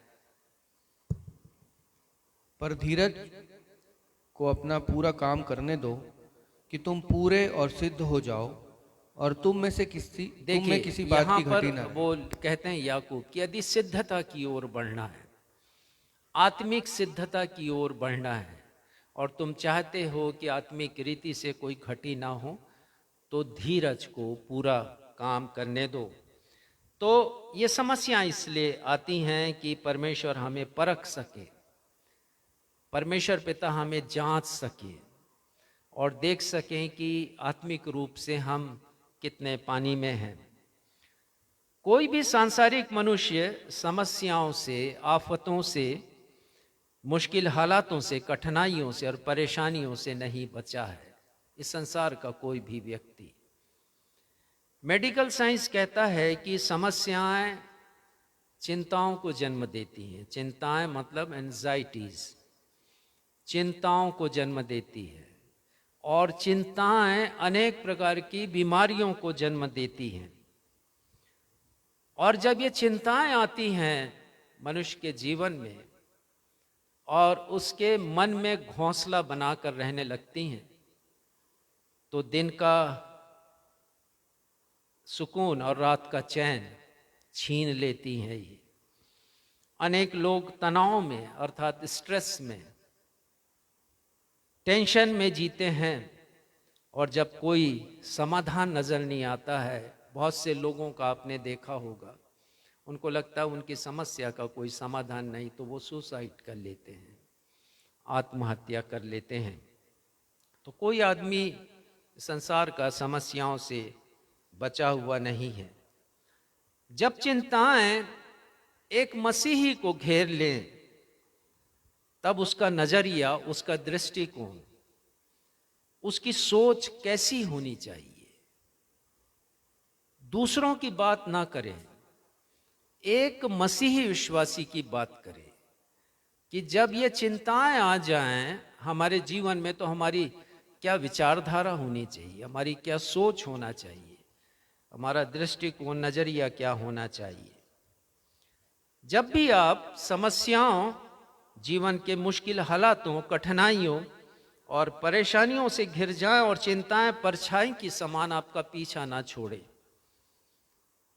तब आप पहला शामुएल का 17वां अध्याय जरूर पढ़िएगा, जरूर पढ़िएगा। ये बहुत महत्वपूर्ण अध्याय मैंने आपसे पहले ही कहा है।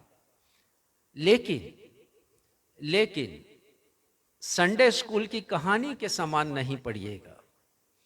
जैसी कहानी बताई जाती है संडे स्कूल में कि दाऊद था और उसने गोलियत को गोफन के एक पत्थर से मारा है, हम केवल यहीं तक सीमित ना हो, पर जब इस अध्याय को पढ़ें तो मनन करें। और इसीलिए मैंने ये अध्याय चुना है आज हम सब के लिए। इस अध्याय में दो विचारधारा आपको मिलेगी, दो नजरिया आपको मिलेगा इस अध्याय में। एक नजरिया है सांसारिक और दूसरा नजरिया है ईश्वरीय। सांसारिक सोच, आप समस्याओं का समाधान कैसे करते हैं? सांसारिक सोच के साथ करते हैं,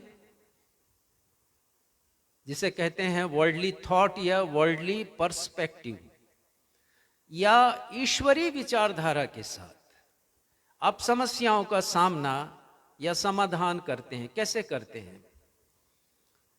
यदि आप इस अध्याय को पढ़ें तो पता चलेगा कि राजा शाऊल ने और इजरायलियों ने अपनी समस्या का समाधान सांसारिक रीति से किया, लेकिन वहां पर दाऊद है जिसकी विचारधारा ईश्वरीय है, जिसकी विचारधारा बिब्लिकल है, बाइबल के अनुसार है, बिब्लिकल पर्सपेक्टिव, गॉडली व्यू। ये विचारधारा के साथ हम अपनी समस्याओं का सामना करें तो इसे समझेंगे हम। और मैं चाहूंगा कि आप पहला शामिल 17वां अध्याय आप निकाल लें और हम एक रणभूमि की तरफ चलें। जब इसे पढ़ें तो राजा शाऊल के समय पलिश्तियों की सेना इजरायलियों से युद्ध करने के लिए आ गई। यहां पर यदि आप पढ़ें पहला दूसरा पद में तो आपको पता चलेगा। और ये दोनों देशों की सेना आमने सामने कतार लगाकर या पंक्ति लगाकर खड़ी है। पढ़िएगा तीसरा पद।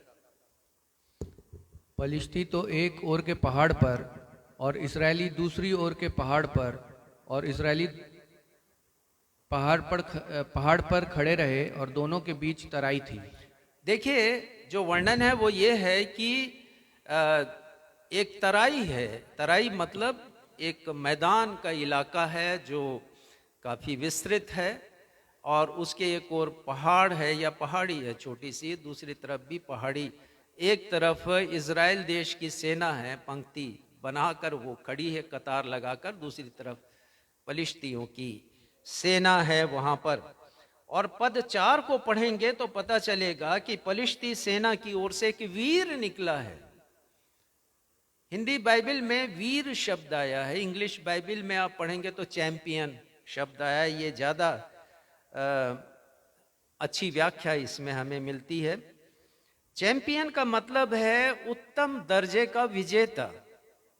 विजेता का मतलब है जिसने अनेक लड़ाई में या पहलवानी आप समझ लीजिए उसमें विजय प्राप्त की है। तो गोलियत है, उसने अनेक बलशाली लोगों को हराया है, परास्त किया, तब वो चैंपियन बना है और वो शूरवीर है। और ये इजरायली सेना के सामने आकर खड़ा हुआ है। उसका नाम गोलियत है। दरअसल गोलियत भी नाम नहीं है, ये एक उपनाम है। वो गत नगर का रहने वाला था, इसलिए गोलियत उसका नाम पड़ गया है। और उसके बारे में लिखा 4 पद में कि वो 9 फीट से भी अधिक लंबा है, ऊंचा है, इतना हाइटेड है वो, और दैत्य के समान है। दैत्य मतलब जॉइंट, दैत्य के आकार का है वो। समझिए जैसे राक्षस का रूप होता है वैसे है वो। और ऊंचा पूरा, हट्टा कट्टा, बलवान है और बलिष्ठ कद काठी का वो है। आप जब 5वां, 6वां और 7वां पद पढ़ेंगे तो पता चलेगा, क्योंकि हमें आगे जाना है इसलिए हर एक पद हम नहीं पढ़ेंगे। आपको पता चलेगा यहां पर कि वो सिर से लेके पांव तक अस्त्र और शस्त्र से सुसज्जित है। सिर पर उसके एक टोप है, झिलम का वस्त्र पहने हुए है, और हाथों में और पांव में कवच है, पीतल के कवच हैं। पांव में उसके जूते हैं और वो मेटल के जूते हैं। पद 8 यहां पर हम पढ़ते हैं कि ये जो गोलियत है वो राजा शाऊल और इजराइल सेना को ललकार रहा है, और ललकार ललकार कर कह रहा है कि दोनों देशों की सेना युद्ध नहीं लड़ेगी, क्यों बेवजह रक्तपात हो। और युद्ध का एक नया नियम बनाता है वो, जिसे अभी हम पढ़ेंगे 8वें पद के अंतिम हिस्से में। पढ़िएगा। अपने में से एक पुरुष चुनो कि वह मेरे पास उतर आए। 9वां।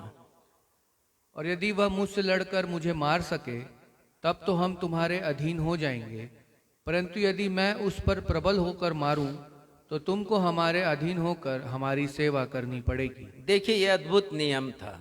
दोनों देश की सेना आमने सामने खड़ी है, लेकिन ये जो गोलियत है बहुत बलवान है, शूरवीर है, चैंपियन है। वो ललकार रहा है इजरायलियों को और कह रहा है कि तुम अपने में से एक व्यक्ति को चुन लो, एक शूरवीर को तुम भी चुनो, उसको मेरे पास भेजो, हम दोनों आपस में लड़ाई करेंगे। यदि वो मुझे मार देगा तो तुम जीत जाओगे, इजरायली लोग जीत जाएंगे, लेकिन यदि मैं उसे मारूंगा तो हम पलिश्ती जीत जाएंगे। यदि पलिश्ती जीतेंगे तो इजरायली हमारी अधीनता में आ जाएंगे, हमारे गुलाम बन जाएंगे। लेकिन यदि इजरायली जीतेंगे तो हम उनके गुलाम बन जाएंगे, सेना को लड़ने की जरूरत नहीं। लेकिन गोलियत ललकार रहा था, और हम पढ़ते हैं पद 10 में कि इजरायलियों के मध्य में से कोई भी ऐसा नहीं था जो उसके सामने खड़ा हो सके और उसका मुकाबला कर सके। पद 11 को पढ़िएगा। उस पलिश्ती की इन बातों को सुनकर शाऊल और समस्त इस्राएलियों का मन कच्चा हो गया और वे अत्यंत डर गए। देखिए ये सब लोग थरथरा रहे हैं, कांप रहे हैं। वो ललकार रहा है लेकिन हिम्मत नहीं किसी की कि कोई उसके पास जाए और उसको चैलेंज करे कि गोलियत मैं हूं, मैं तुम्हारा मुकाबला करूंगा, सामना करूंगा, तुमसे लड़ूंगा। कोई भी ऐसा नहीं है। सब डरे और सहमे हुए हैं, कांप रहे हैं। ठीक ऐसे ही जैसे बिल्ली के सामने चूहा कांपता है, थरथराता है, वैसे ही इजरायली सेना का हाल है और उनके राजा का भी हाल है। और ये जो राजा है शाऊल, वो कोई कम बलिष्ठ नहीं था। यदि आप पढ़ें 9वें अध्याय का 2 पद तो आपको पता चलेगा कि ये भी लगभग 8-9 फीट ऊंचा था।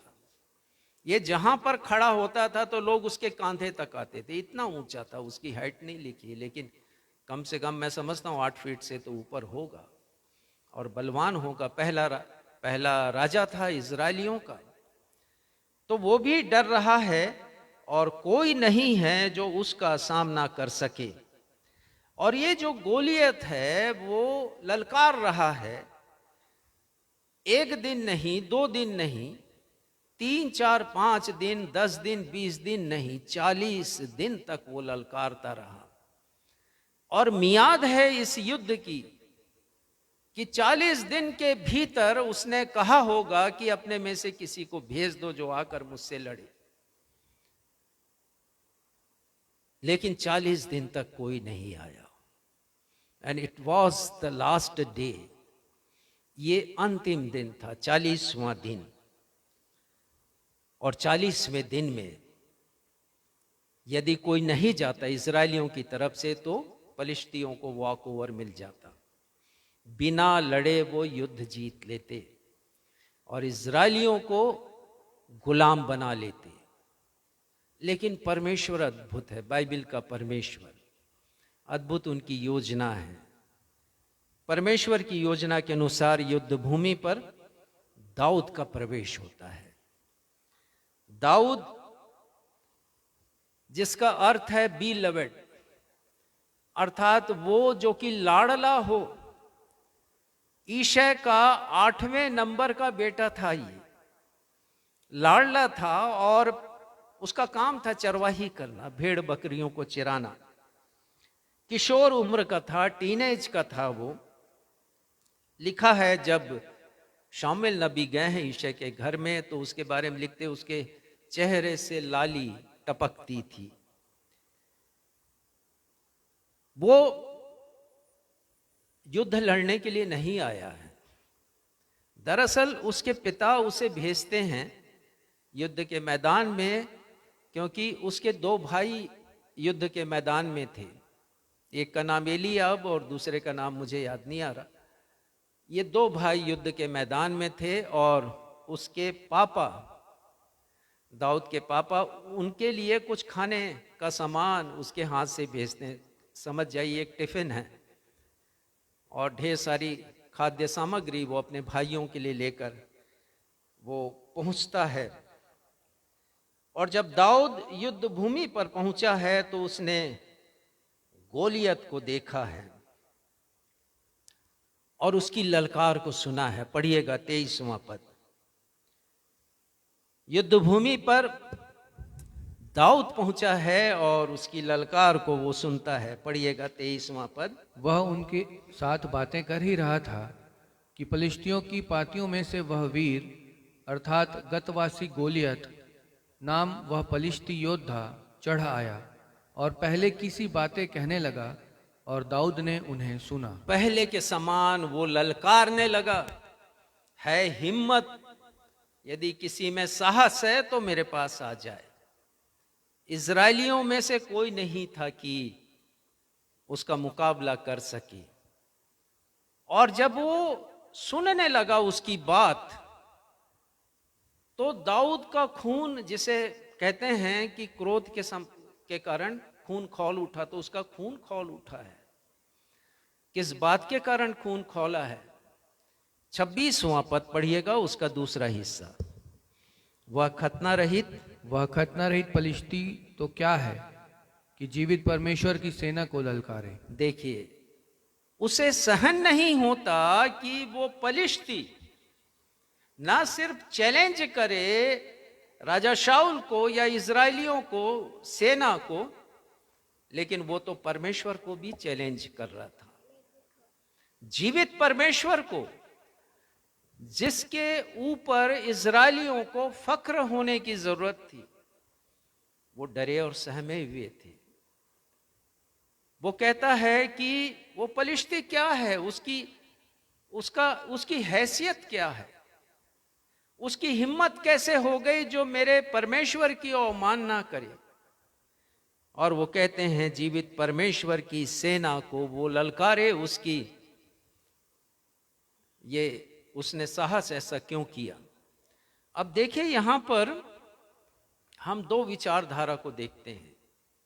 ये जो गोलियत है एक समस्या बनकर आया इजरायलियों के लिए। इजरायलियों का व्यू देखिए, उनकी विचारधारा देखिए गोलियत को लेकर, और दाऊद की विचारधारा को हम देखेंगे।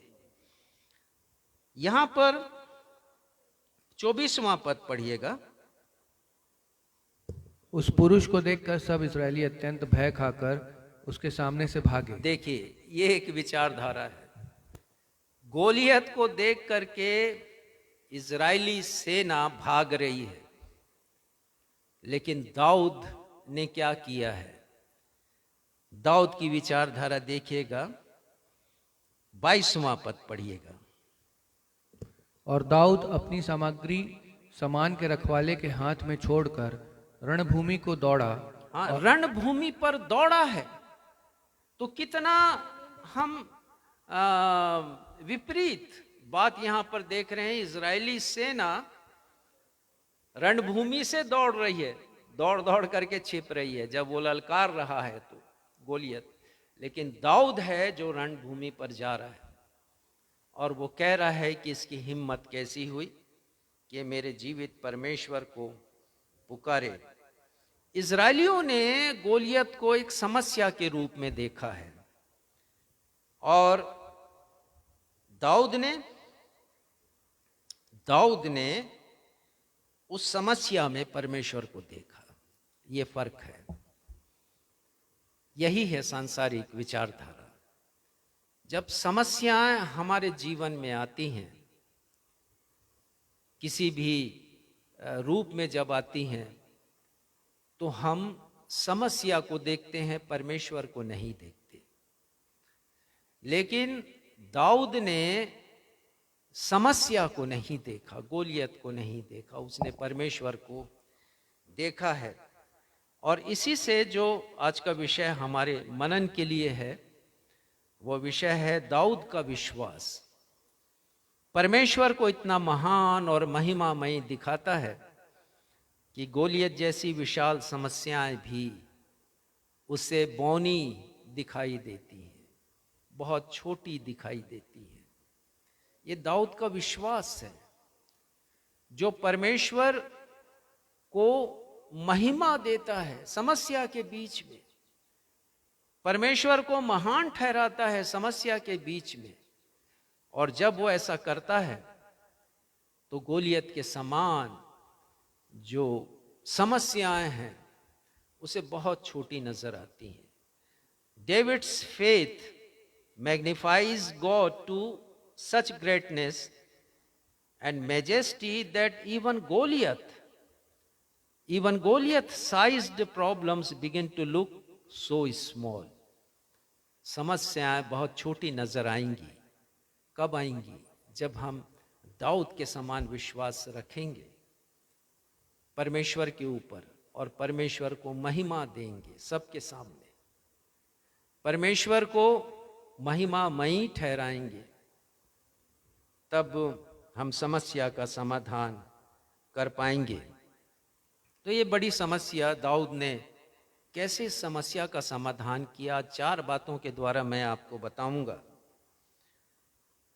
हो सकता है कि हमारे जीवन में बहुत सी समस्याएं हैं, जैसा मैंने पहले ही कह दिया कि समस्याओं से कोई बचा नहीं है। यहाँ तक कि मसीही के जीवन में भी समस्या है। यदि कोई विश्वासी मसीही है तो उसके जीवन में भी समस्या है।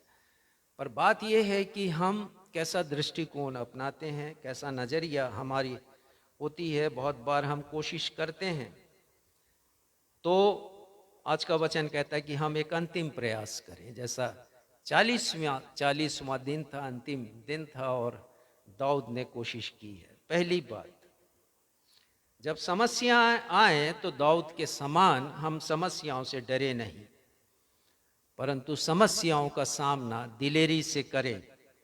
आज का उत्तरवादी का पाठ, दाऊद ने जो लिखा है यहाँ पर, उसके मन में इसी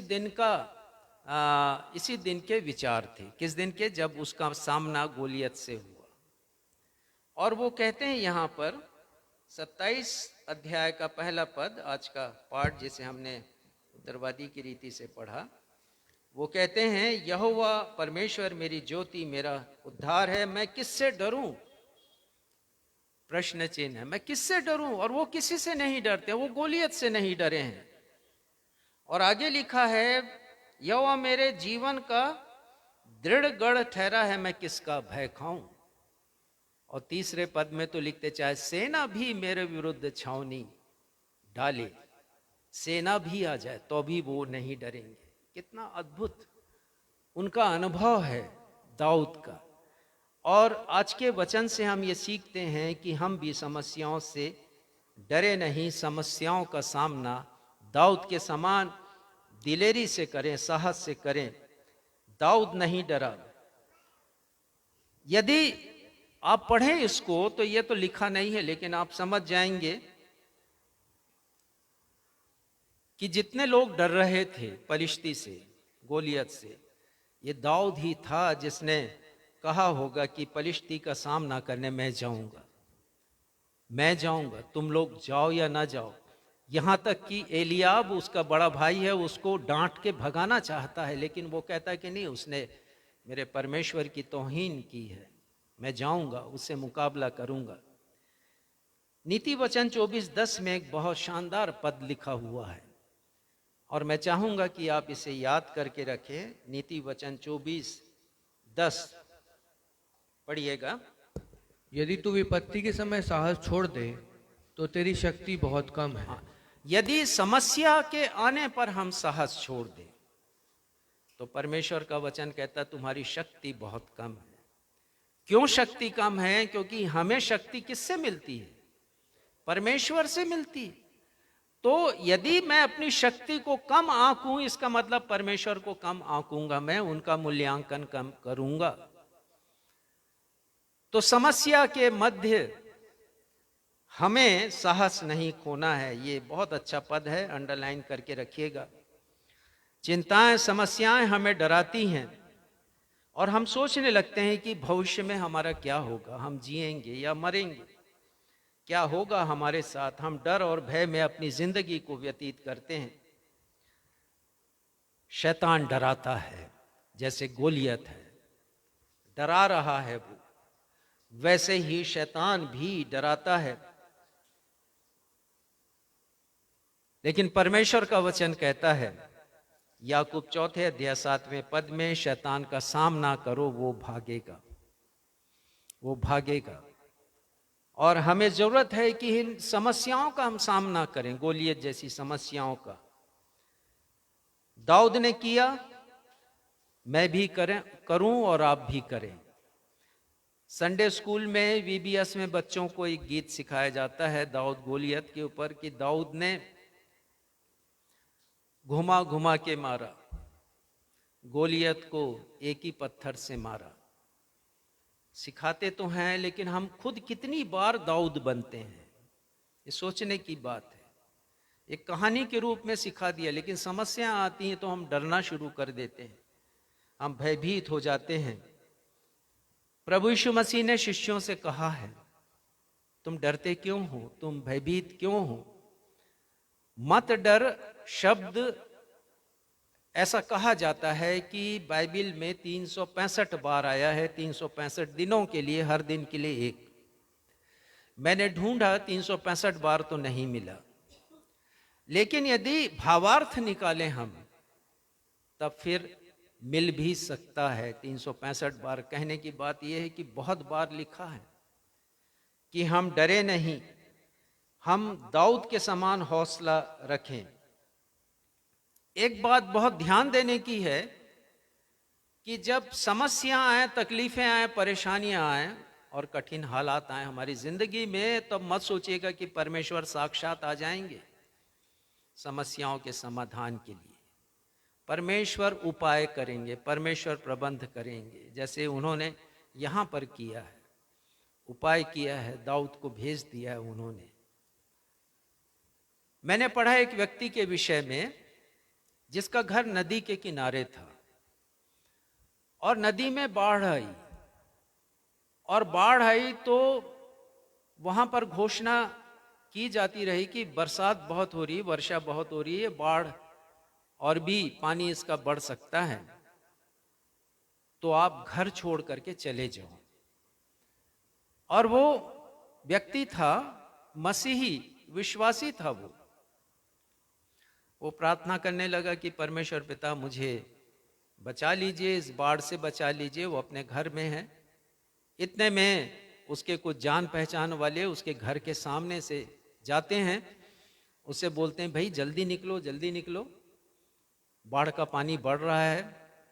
तो बोलता है मेरा परमेश्वर मुझे बचाएगा। और उसके बाद उसके और साथी आते हैं, वो स्कूटर पे हैं, वो बोलते हैं बैठ जाओ इसमें, घर अपना छोड़ दो। तो उसने कहा कि नहीं, परमेश्वर मुझे बचाएगा। उसके बाद एक और साथी आते हैं कार में, उसे बोलते हैं कि बैठ जाओ, बच जाओगे, बाढ़ के पानी से धीरे धीरे काफी बढ़ रहा है। वो जाता नहीं है, इतने में एक ट्रैक्टर वाला आता है और वो भी कहता है बैठ जाओ, बच जाओगे। वो कहता है नहीं, मेरा परमेश्वर बचाएगा। पानी बढ़ता है, बढ़ते बढ़ते उसके घर के दहलीज को छूता है, उसके बाद फिर पहले फ्लोर तक आ जाता है, वो अपने छत तक पहुंच जाता है। और वहां कहता है परमेश्वर से, परमेश्वर पिता इतनी प्रार्थनाएं मैंने की आपसे, आपने बाढ़ का पानी कम नहीं किया, आपने मुझे बचाया नहीं। परमेश्वर कहते हैं कितने लोगों को भेजा है मैंने तुम्हें बचाने के लिए। मत सोचिएगा कि परमेश्वर साक्षात आ जाएंगे। परमेश्वर चाहते तो पहले दिन से 40वां दिन भी नहीं आता, पहले दिन ही फैसला हो जाता। लेकिन हमें सिखाने के लिए परमेश्वर पिता ने इस अध्याय को रखा है कि हमें खुद आगे बढ़ना है लड़ने के लिए। जहां पर इजरायली सेना भाग रही थी गोलियत को देखकर, वहां रणभूमि पर दाऊद पहुंचा है लड़ने के लिए। तो हमें भी आगे बढ़ना होगा। दूसरी बात हम सीखते हैं कि हमें दाऊद के समान समस्याओं पर सकारात्मक रुख अपनाना पड़ेगा, जिसकी चर्चा मैं पहले से ही आपसे कर रहा हूं। हमारी सोच क्या होती है जब समस्याएं आती हैं? हम अपनी समस्याओं का निदान कैसे करना चाहते हैं, सांसारिक रूप से या फिर बाइबल की विचारधारा के अनुसार, जिसे ईश्वरीय विचारधारा भी मैं कहता हूं, बिब्लिकल पर्सपेक्टिव या बिब्लिकल थॉट। किस विचारधारा के अनुसार हम समस्या का समाधान करेंगे? अब होता यह है, पद 31 पढ़िएगा इसका, पद 31, पहला शामिल 17 अध्याय पद 31 पढ़िएगा। जब दाऊद की बातों की चर्चा हुई तब शाऊल को भी सुनाई गई और उसने उसे बुलवा भेजा। अब दाऊद कह रहा है कि मैं लड़ूंगा उससे जाकर, तो कोई तैयार तो था नहीं गोलियत से लड़ने के लिए। तो उसकी चर्चा राजा शाऊल के पास तक पहुंचती है और राजा शाऊल कहते हैं कि ठीक है, उसको बुलाओ। अब यदि यहां से आप वर्ष 32 पद से लेके 39 पद तक पढ़ें तो दोनों के मध्य में वार्तालाप है। और इस वार्तालाप के कुछ अंश के द्वारा मैं समझाऊंगा कि दाऊद की विचारधारा उसके लड़कपन से ही कितनी बलिष्ठ थी परमेश्वर के ऊपर। एक और शाऊल है जिसकी सांसारिक विचारधारा है, वर्ल्डली थॉट्स हैं, वर्ल्डली पर्सपेक्टिव हैं, और दूसरी ओर दाऊद है। और इस छोटी सी उम्र में ही उसके विचार कितने सुलझे हुए हैं। उसके विचार बाइबल की सोच के अनुसार है, परमेश्वर की सोच के अनुसार है। हम देखेंगे इसको। 32-33वां पद पढ़िएगा। शाऊल ने दाऊद से कहा, तू जाकर उस पलिश्ती के विरुद्ध युद्ध नहीं कर सकता। देखो, पहली बात, जब दाऊद पहुंचा है शाऊल के पास और शाऊल की मुलाकात दाऊद से होती तो वो देख करके दंग रह जाता, अरे ये तो अभी बच्चा ही है, ये तो लड़का ही है, ये क्या सामना करेगा। और पहली बात उसकी निगेटिव अप्रोच को बतलाती है, उसके नकारात्मक दृष्टिकोण को बतलाती। वो कहता तुम युद्ध जीत नहीं सकते। लेकिन दाऊद की विचारधारा क्या है? पद 34 पढ़िएगा। दाऊद ने शाऊल से कहा, तेरा दास अपने पिता की भेड़ बकरियां चराता था, और जब कोई सिंह व भालू झुंड में से मेमना उठा ले गया, तब मैंने उसका पीछा करके उसे मारा। हाँ, देखिए, इतना साहसी। वो बोलता है कि मैं कैसे नहीं कर सकता उसका मुकाबला, कैसे युद्ध में जीत नहीं सकता हूं, कैसे मैं उसे नहीं मार सकता हूं। मैंने तो सिंह को मारा है और भालू को मारा है। जब मेरी भेड़ों में से किसी एक को छीन कर वो ले जाने लगे हिंसक पशु, तब मैंने उनका सामना किया है और उनको मारा है। और वो कहता है कि मैं उससे जा करके उसे मारूंगा। 36वां पद पढ़िएगा। तेरे दास ने सिंह और भालू दोनों को मार डाला, और वह खतना रहित पलिश्ती उनके समान हो जाएगा। वो कहते हैं कि वो खतना रहित क्या है? पलिश्ती। मैं जीवित परमेश्वर के नाम से उसके पास जाऊंगा और उसे मारूंगा, क्योंकि परमेश्वर ने मुझे बचाया है। यहां वो कहते तेरे दास ने सिंह और भालू दोनों को मार डाला, खतना रहित पलिश्ती उसके समान हो जाएगा। किसके समान हो जाएगा? शेर के समान, सिंह के समान हो जाएगा, भालू के समान हो जाएगा। 37वें पद में वो कहते हैं, यहोवा जिसने मुझे सिंह और भालू दोनों के पंजे से बचाया है। वो परमेश्वर का नाम लेता है। यहां पर जब वो कह रहा है शाऊल कि तुम युद्ध जीत नहीं सकते, तो वो युद्ध जीतने की बात करते हैं दाऊद। दूसरी बात, इसी के आगे पढ़िएगा 33वां पद, फिर से आ जाएं 33 वर्ष पे।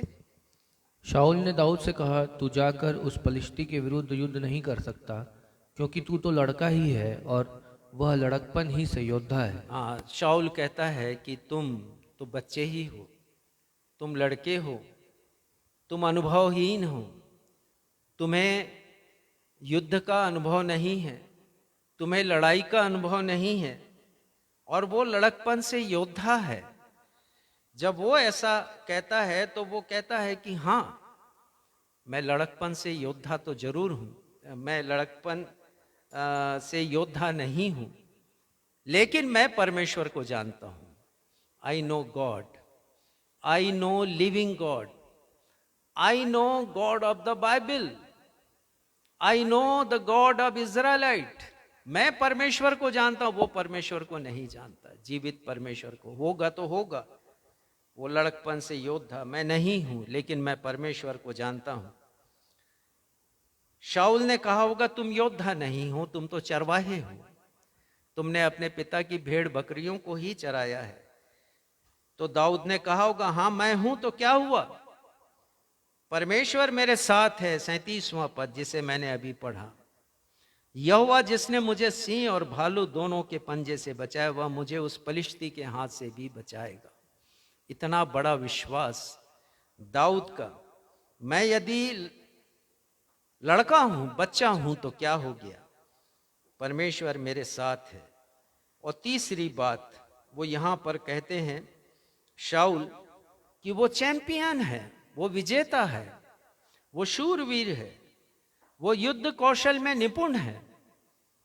तो दाऊद कहते हैं कि परमेश्वर है, मुझे बचाएंगे, मेरे साथ मेरे परमेश्वर है। एक प्रश्न मैं हमेशा पूछता हूं जब इस उपदेश को देता हूं कि घोड़े की शक्ति मापी जाती है, अश्व शक्ति जिसे कहते हैं, हॉर्स पावर। एक हॉर्स पावर उसे कहते हैं जब घोड़ा 40 क्विंटल वजन को उठाता है। ये एक साइंटिफिक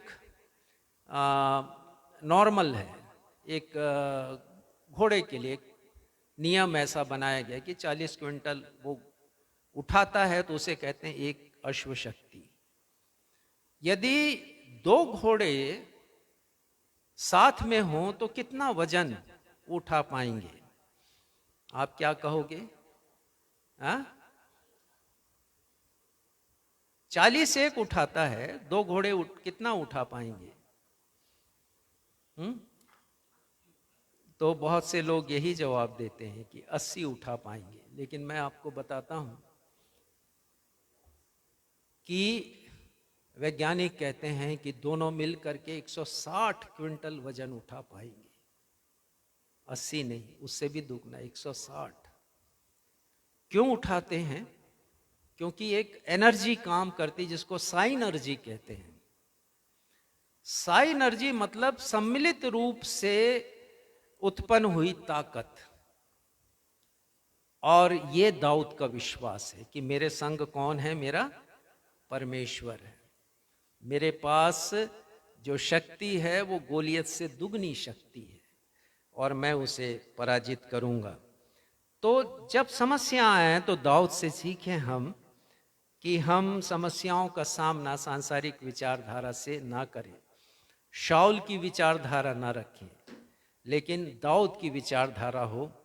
और जब ऐसा होगा तब हम समस्याओं पर विजय प्राप्त करेंगे। तीसरी बात, दाऊद ने समस्या के ऊपर परमेश्वर को रखा। दाऊद ने समस्या के ऊपर परमेश्वर को रखा है। ये बहुत बड़ा फर्क है।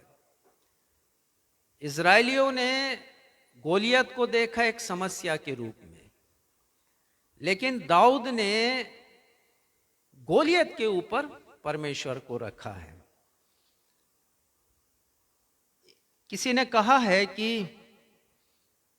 माई God is bigger than my problem. ये बहुत अच्छी सोच है। मेरा परमेश्वर मेरी समस्याओं से बड़ा है, ऊंचा है मेरा परमेश्वर। दाऊद यही करते हैं यहां पर।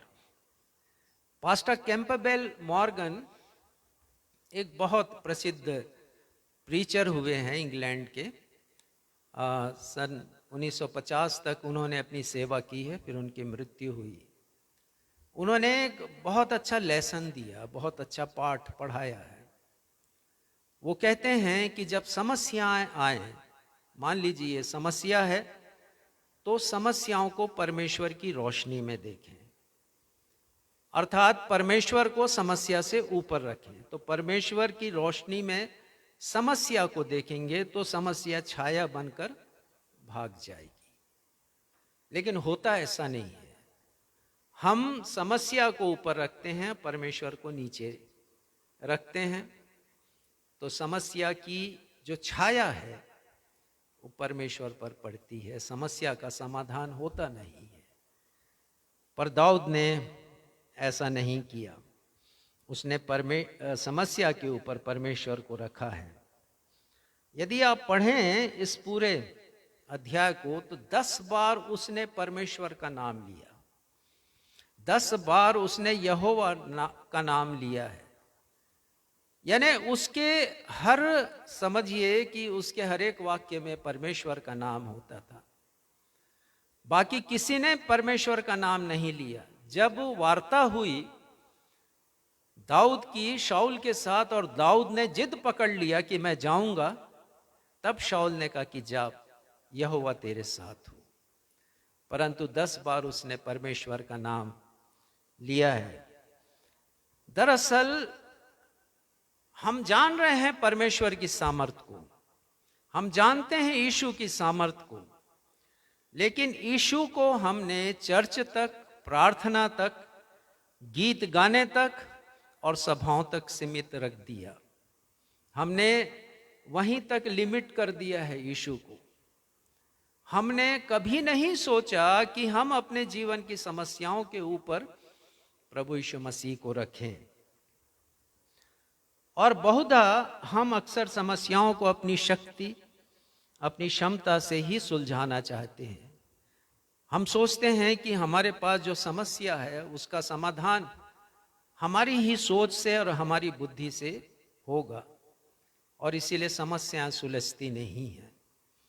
मैं एक जवान लड़के के बारे में आपको बताना चाहता हूं, मेरे ही शहर का, बहुत अच्छा वो गीत गाने वाला, बहुत अच्छा वर्शिप करने वाला, गिटार बजा करके हिंदी में गाना गाना, अंग्रेजी में गाना गाना, बहुत अच्छा, मेरे को बहुत अच्छा लगता था। मैं सोचता था इस जवान की कितनी अच्छी गवाही है जिसने अपने युवावस्था को यीशु को सौंप दिया।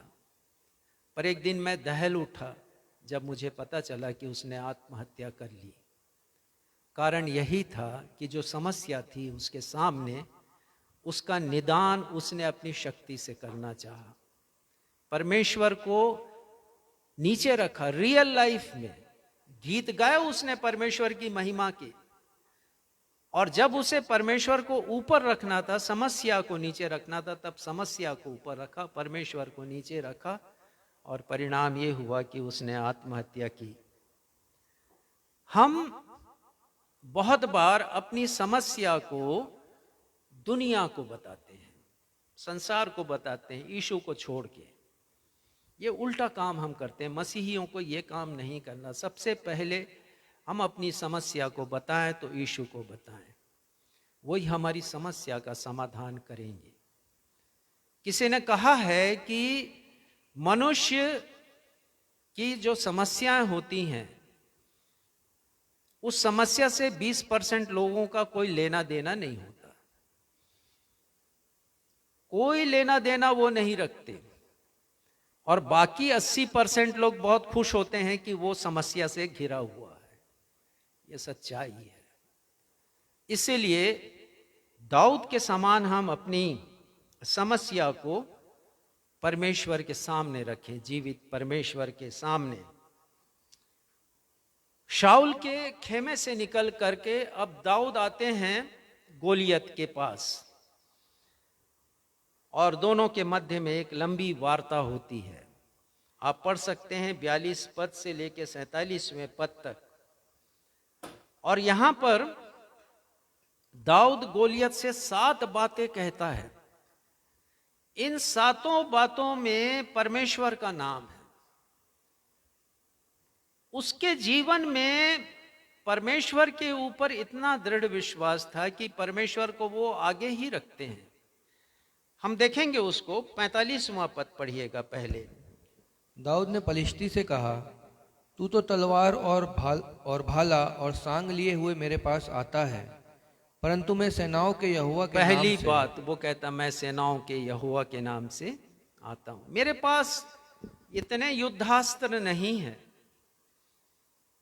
तू आता है ये सब युद्धास्त्र लेकर के, लेकिन मैं तेरे पास परमेश्वर के नाम से आता हूं। इसी के आगे पढ़िएगा। दूसरी बात, जो इजरायली सेना का परमेश्वर है और उसी को तूने ललकारा है। इजरायली सेना का परमेश्वर है, तूने मुझे नहीं ललकारा है, तूने इजरायलियों को नहीं ललकारा है, तूने शाऊल को नहीं ललकारा है, लेकिन तूने चैलेंज यदि किसी को किया है तो वो बाइबल का परमेश्वर है। परमेश्वर को तूने ललकारा है। और उसके बाद 46वां पद पढ़िएगा।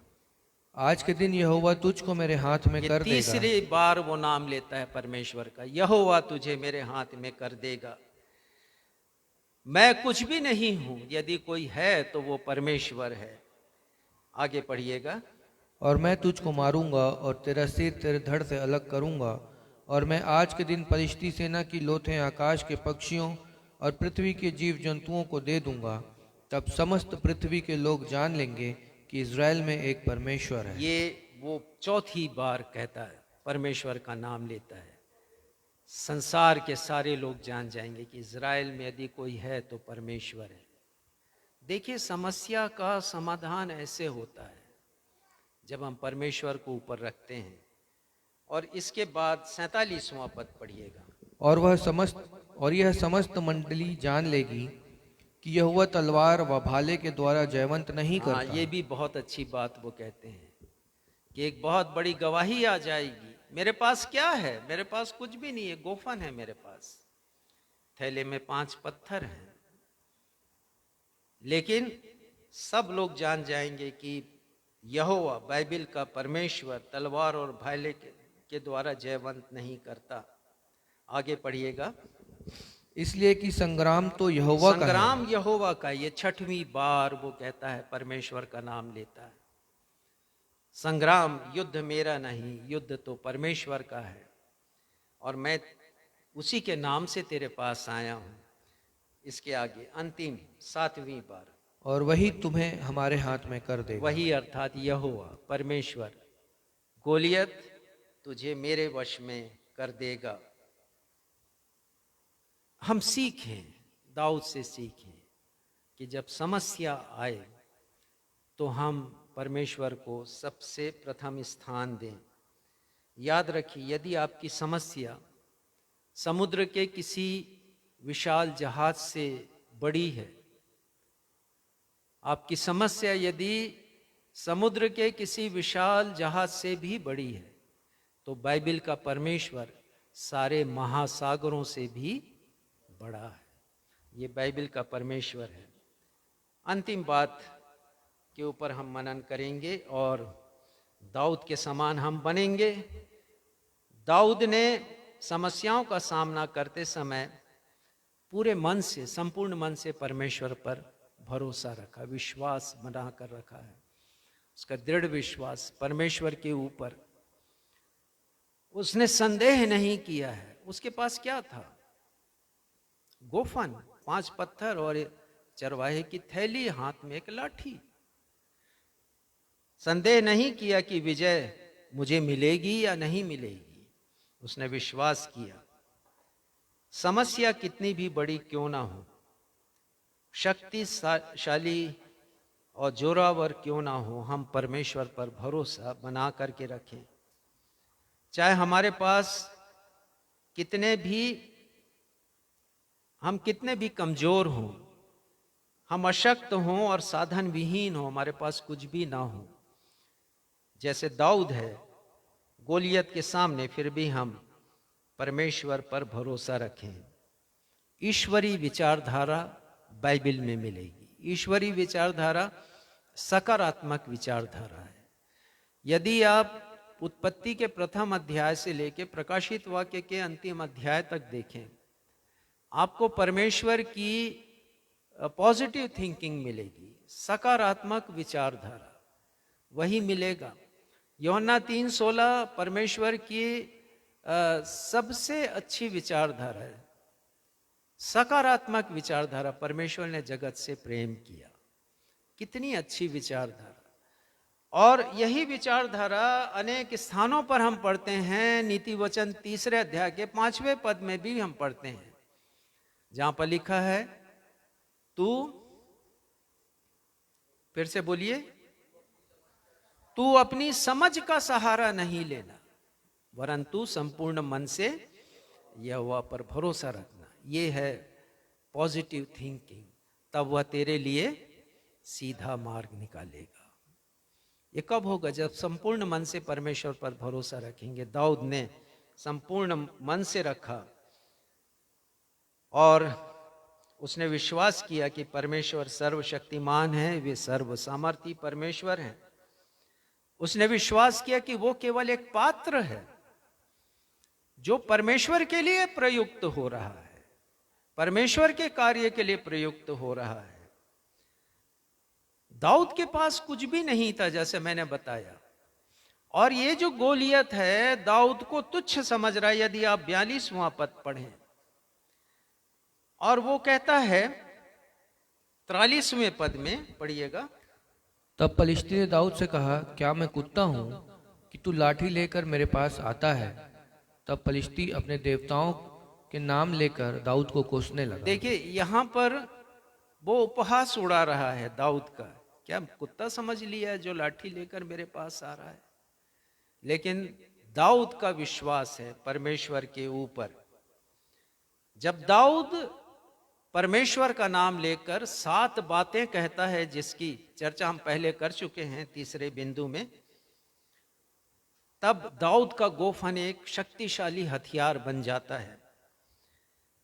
दाऊद ने 5 चिकने पत्थर निकाले हैं, पद 40 में लिखा है, नाले से उसने निकाला है। हम कोरस में भी गाते हैं। क्या उसे विश्वास नहीं था कि एक ही पत्थर काफी है? क्या विश्वास नहीं था? 5 पत्थर क्यों निकाले उसने?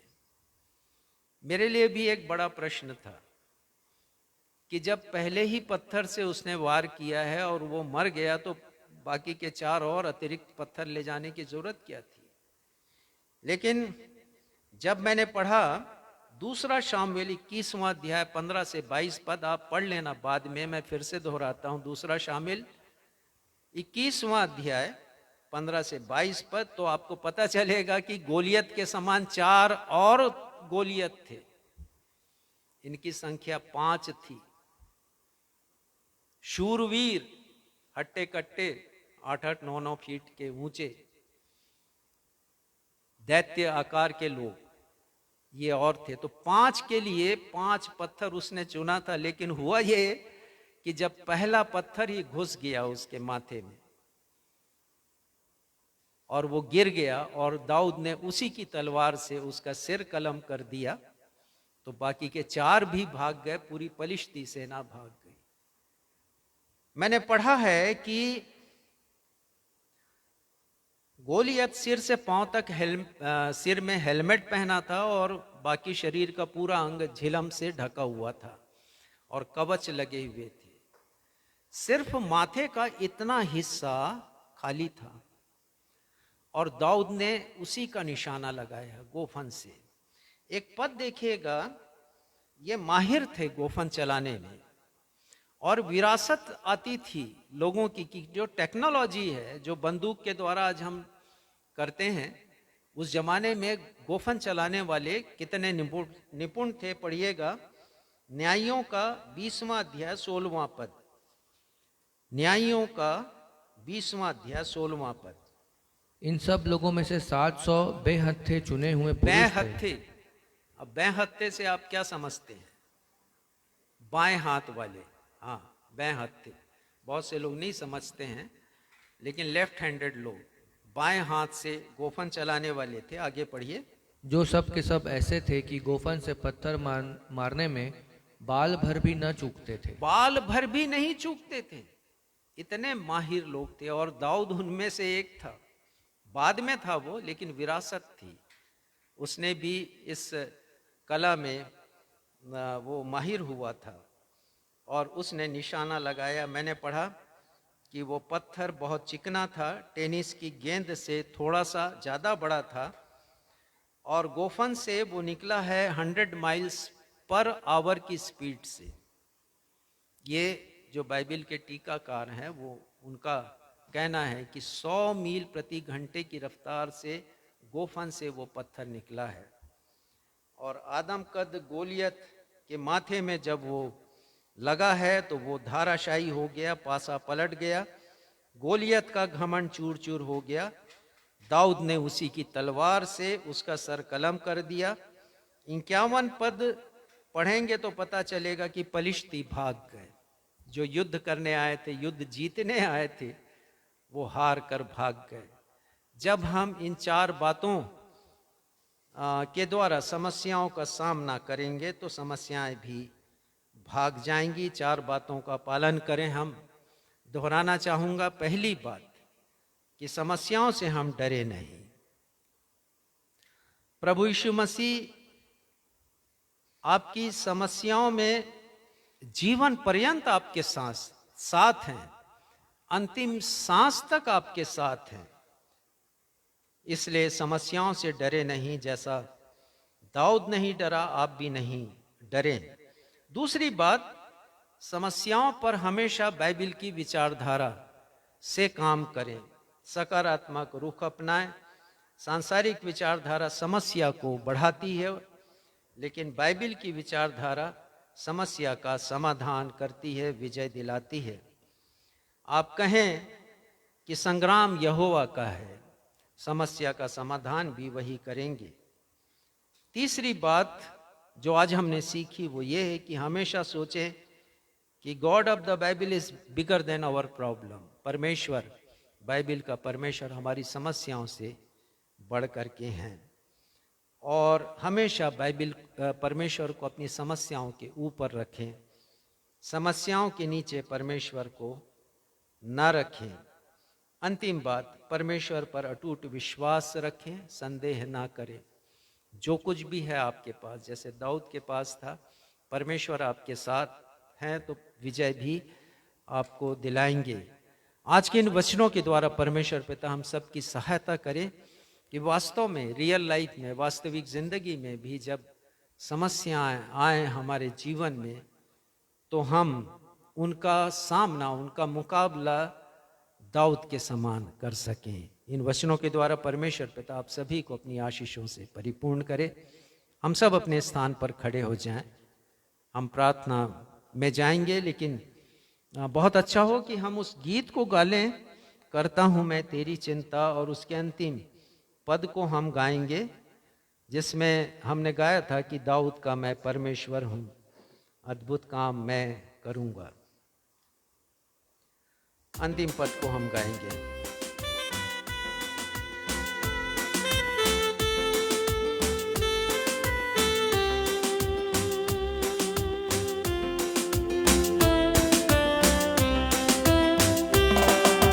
दाऊद का मैं परमेश्वर हूँ, अद्भुत कार्य मैं करूँगा।